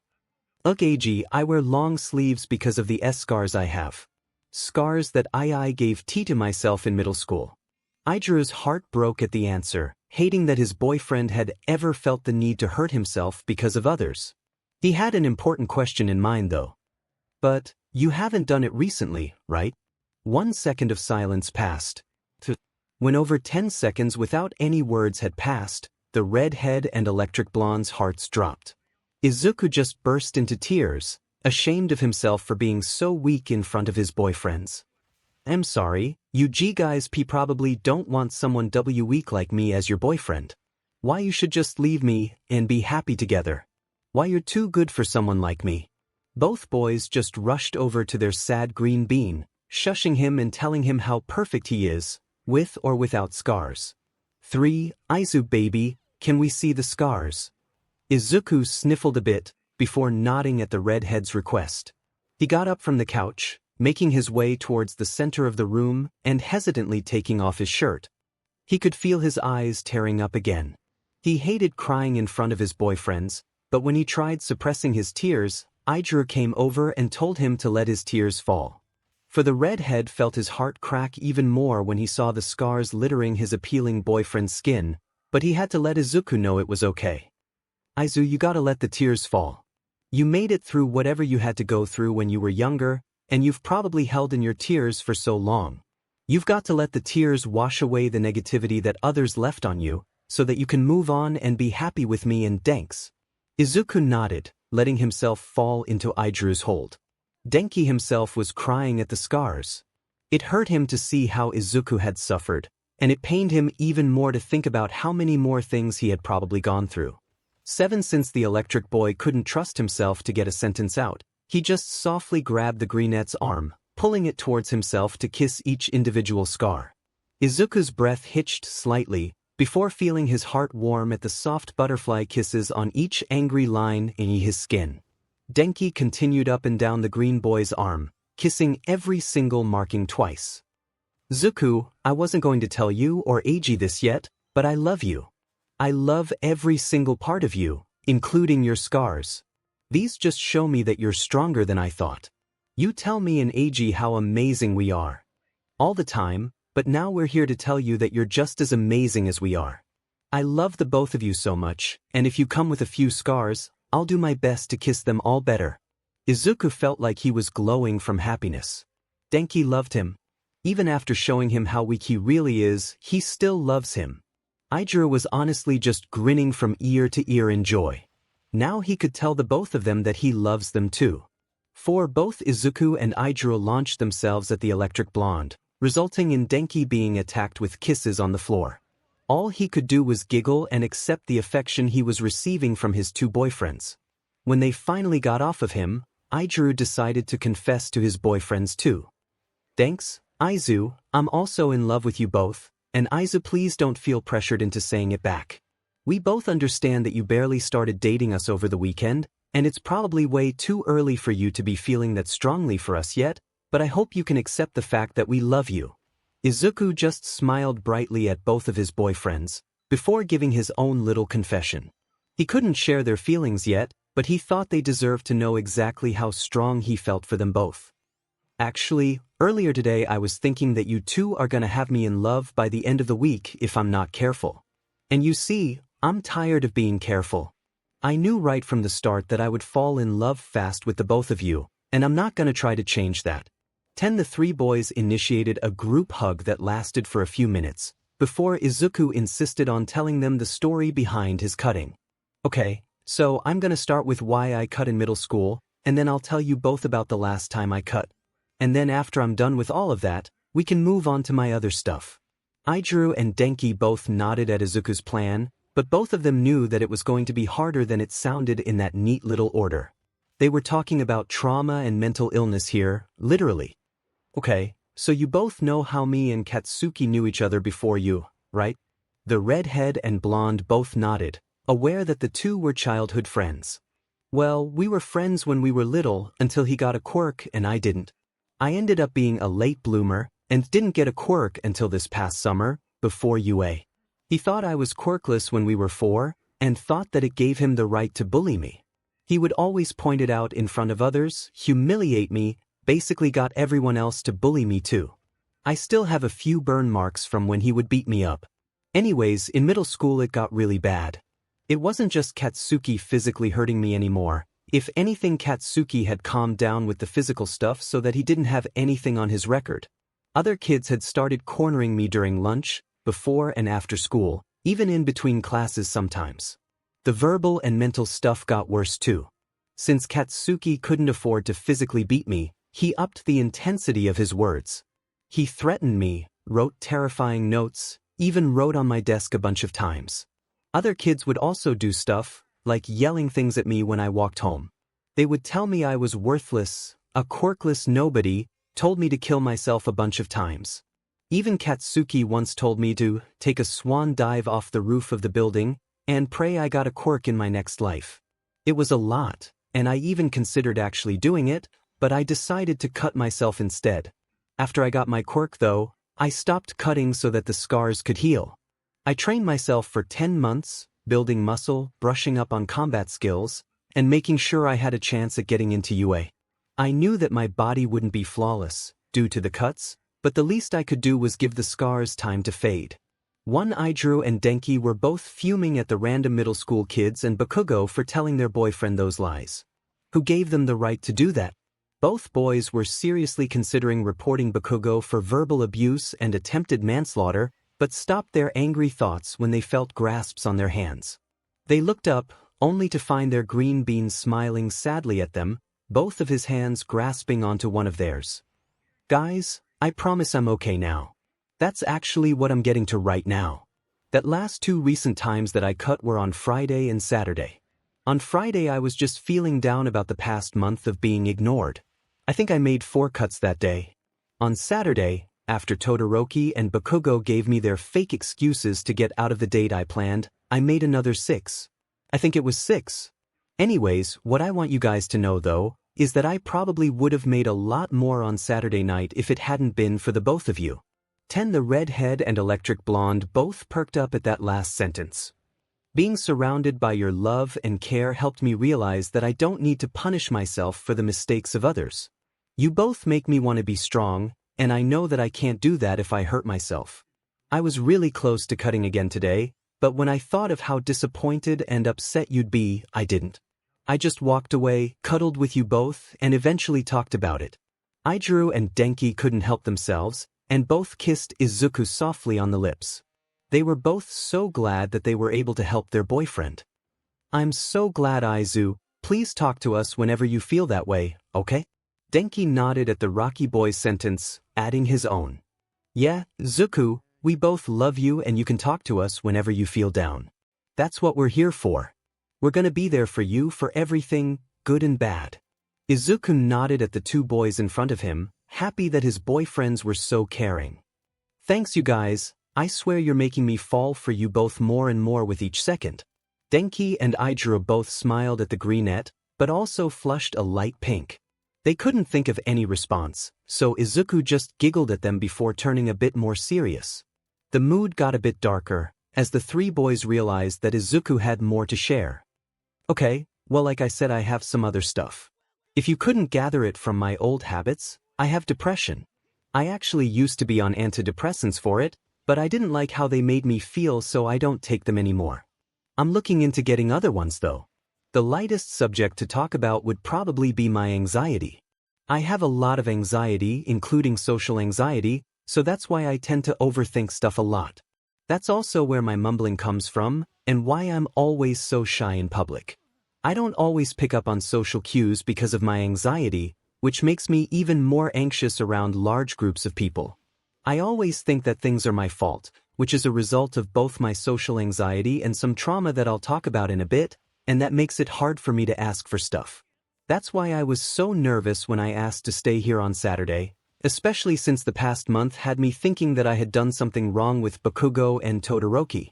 Even though my anxiety sucks, makes me stress over little details, keeps me from sleeping sometimes, and gives me a bit OCD, it can be good sometimes.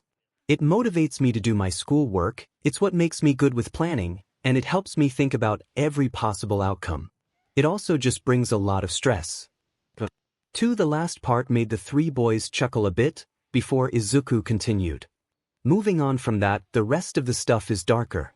The next thing I'll talk about is my panic disorder. I'm pretty sure you both knew about that, since I had a literal panic attack earlier, but yeah. My panicking is specifically triggered by my PTSD, which I'll talk about in a few minutes, procrastination because it doesn't go well with anxiety, and my dissociation. When I procrastinated talking to you guys at lunch, it triggered my anxiety and panic disorder. That's why I'll usually give in to my anxiety and stop procrastinating things, but if I keep ignoring the thing I need to do, it'll give me a panic attack. With my dissociation, it doesn't happen as often anymore, but when it does, it makes me panic. Dissociation basically just makes me feel like I don't exist. I can't connect to my thoughts, emotions, or memories, and it loosens my grip on reality a bit. It's also really hard for me to stay in tune with my surroundings. If this ever happens while I'm with you guys, just know not to touch me because I'll flip out. Dissociation scares me a lot, which is why it sends me into a panic.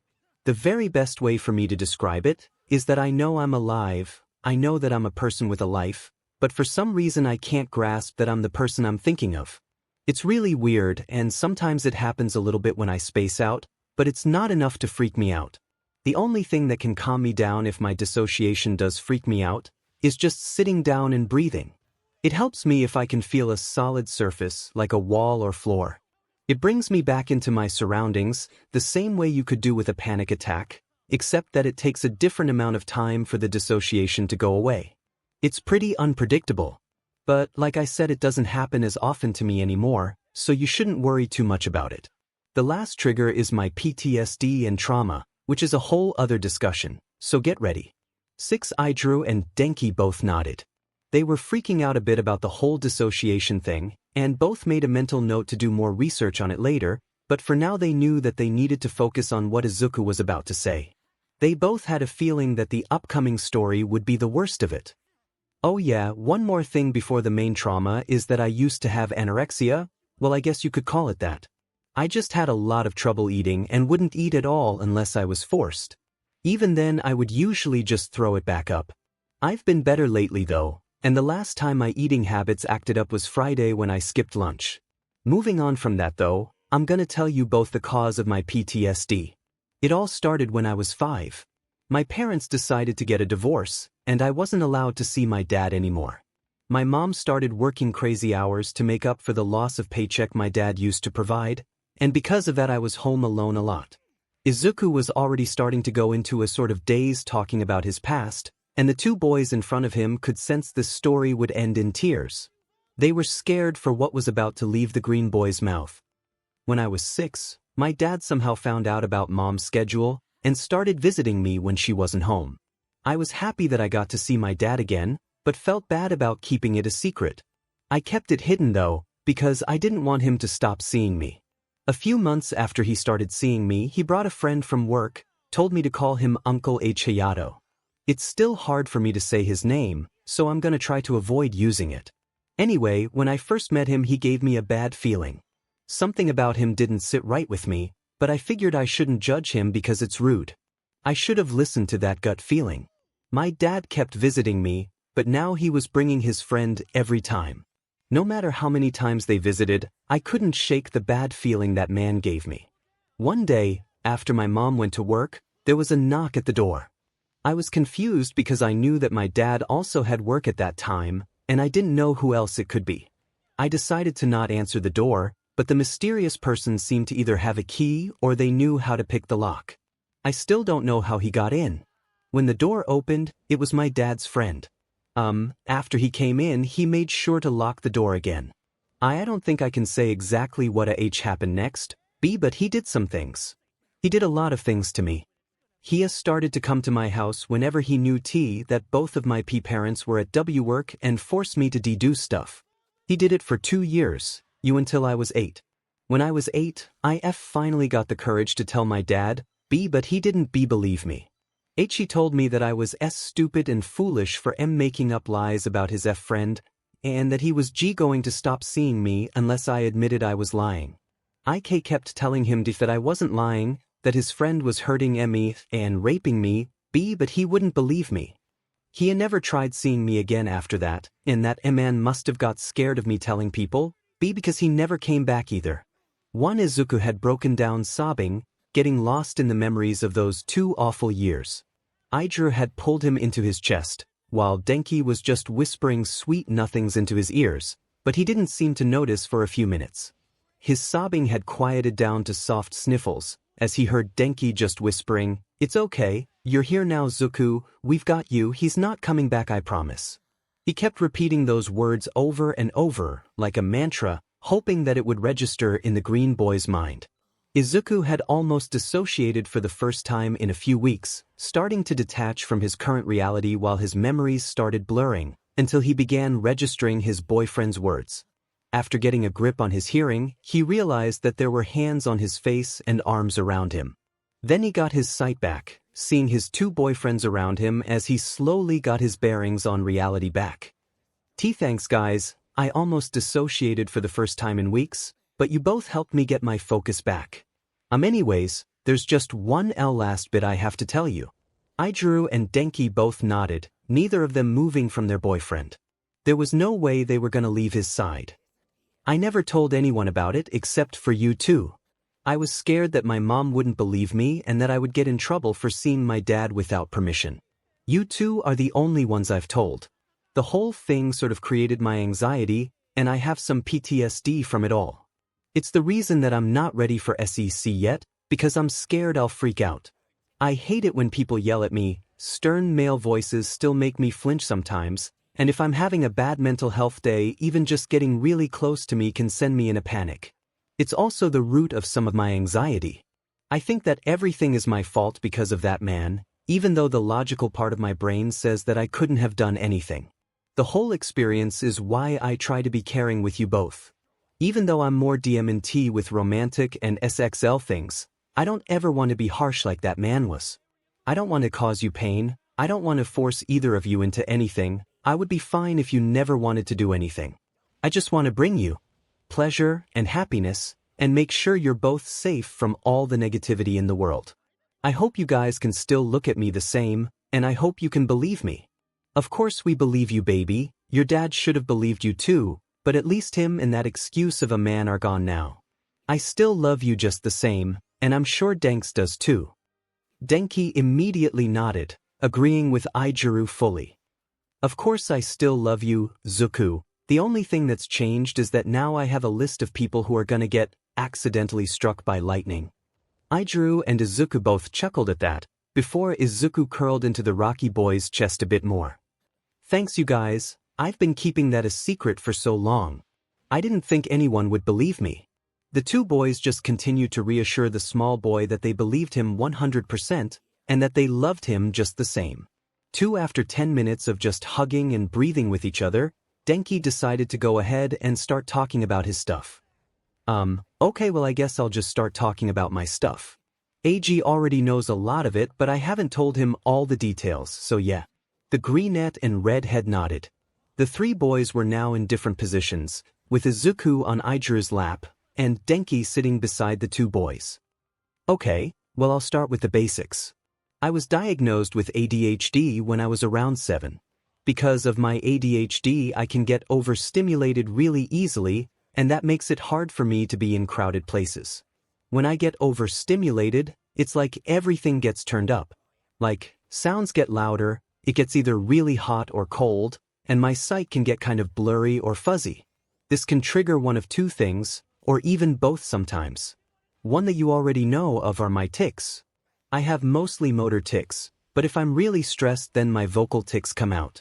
My motor tics range from extremity depending on how strongly I'm feeling, and they can range from dangerous to just annoying depending on the emotion I'm having. I can talk more about my tics later. The second thing that my overstimulation can trigger is my panic disorder.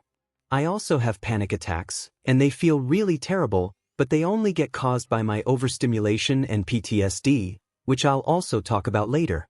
Back to my tics, they're really uncomfortable to deal with sometimes. Zuku was able to calm them down, which I've never been able to do before, so that's new. My tics can be positively triggered, like when I realized that I was in love with both of you and it made me so happy that I started to tic, or they can be negatively triggered by my PTSD, strong negative emotions, and other triggers that I'll cover when I talk about my trauma. Actually, I guess I'll tell you right now, since I'm about to tell you both the story. 𝗧𝗵𝗲, I've never told you all of what happened, so I guess you'll both get to find out together. 𝗬𝗧𝗏 and 𝗧𝗵𝗲 both nodded, preparing to comfort their boyfriend if necessary. Okay, well, after I was diagnosed with my ADHD, my parents started getting angrier with me a lot more. They would yell at me when I made a mistake, when I got a little too hyper, or when I would lose control of my quirk. Everyone knows that I can't control my quirk too good, so I mostly got in trouble for that. They would, beat me a lot, scream at me that I was pathetic for making mistakes, and for a whole year they would lock me in the basement and only let me out to go to school and the bathroom. I didn't get a light down there, no TV, no phone, just some clothes and my school bag. Even for the bathroom, I only got to use the one at home once a day. They would just leave me a plate of food and a cup of water for dinner. I would eat lunch at school, and I never got breakfast. They let me out after that year, but basically did the same thing with my bedroom. Only this time, they would come in to beat me. I started losing control of my quirk even more, at school and at home, so no one ever wanted to touch me.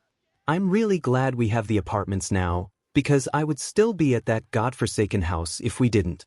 When I started dating 𝗧𝗏𝗲, my parents found out I was bisexual and beat me the hardest they've ever done.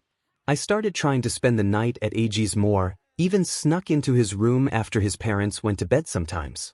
One 𝗧𝗏𝗲 got up from 𝗳𝗪𝗏's lap, scooping Denki into his own lap, and sitting down beside 𝗳𝗪𝗏. He started stroking the electric boy's hair, calming him down before he could start crying. After a minute of calming himself down, he continued. So that's where my PTSD comes from. Everything that triggers my PTSD also triggers my negative tics, so yeah. Just like 𝗧𝗏𝗃, I hate being yelled at.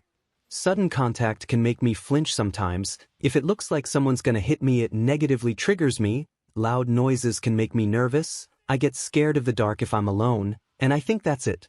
Oh, and the thought of being in any kind of trouble with someone I care about makes me start to panic. Something that I wanted to talk about with both of you, though, is how I can get really clingy sometimes. 𝗧𝗏𝗏, you already knew that I get like this sometimes, but I never told you why. 𝗳𝗪𝗏 just nodded, giving soft encouragement to his boyfriend. Since no one ever really wanted to touch me growing up, I guess I'm a bit touch-starved. Cuddles and stuff like that are my way of making sure you guys won't leave me. Like 𝗧𝗏𝗏 said, I get a bit needy. I need, like, constant reassurance that you care about me and that I'm not bothering you, and that you guys aren't gonna be like my parents. It's sort of like a coping mechanism, I guess, and when I get like that I just need a lot of comfort, I guess. For 𝗧𝗏𝗏 just hugged Denki even tighter before saying, "Baby, I already told you. I don't care if you need extra cuddles and kisses, you're perfect to me." Denki flushed a light pink, before looking down in embarrassment. 𝗳𝗪𝗏 gently cupped the electric blonde's cheek, making him look up at the redhead before also praising the electric boy. "Thanks, he's right, you know. You're appealing and perfect, and everything we could ever want."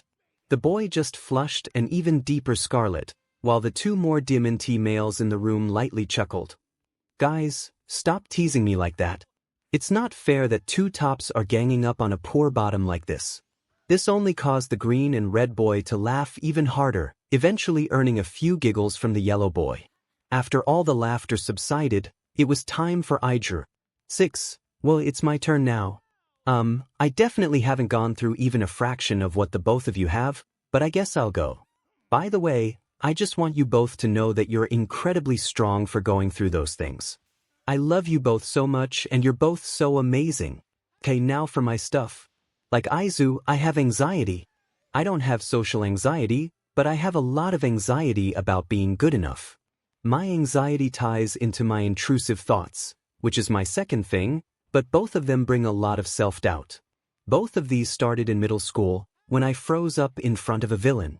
I was just walking down the street when this dude with a mutation quirk started harassing some girls from my school, and I froze. I wanted to be a hero, to do something, but I couldn't. Mina went to the same school as me, and she was with those girls. She had the guts to do what I couldn't and tricked the guy into going to the police station. She acted and I just froze. I had always thought that in the moment I would be able to do something, but that day proved me wrong. I was just an emo loner kid, with a dream to be a hero, even though I wasn't enough that day. Because of that, I dyed my hair red, I got this new confident persona, and I told myself that I would act instead of freeze. A lot of my anxiety and intrusive thoughts come from the doubt that I won't be able to do anything, that I won't be enough. Aside from that, I also have a panic disorder like the both of you. I don't really get panic attacks too often, but they usually only happen when my thoughts become too much. Like I said, I haven't gone through what the both of you have, but I just wanted to tell you guys. 𝗧𝗵𝗃 didn't expect to be hugged the way he was, but he somehow ended up under both of his boyfriends while they just threw compliments at him. Izuku kept saying things like, "You're perfect," and "You're one of the most amazing people I've ever met," the other being Denki, while Denki just kept saying, "I love you," and "You're always enough," over and over again. When they finally stopped, poor 𝗧𝗃 was as red as his hair. Izuku smiled at both of boyfriends before saying, "Come on you guys, we should get to bed. It's really late already, and I just want to cuddle with you both all night. Something tells me that tomorrow's gonna be a clingy day for all of us, so we might as well start the snuggles now." 𝗧𝗃 and Denki both giggled at their boyfriend, before Izuku just powered up one for all and carried them both to the bedroom. The three of them spooned all night long.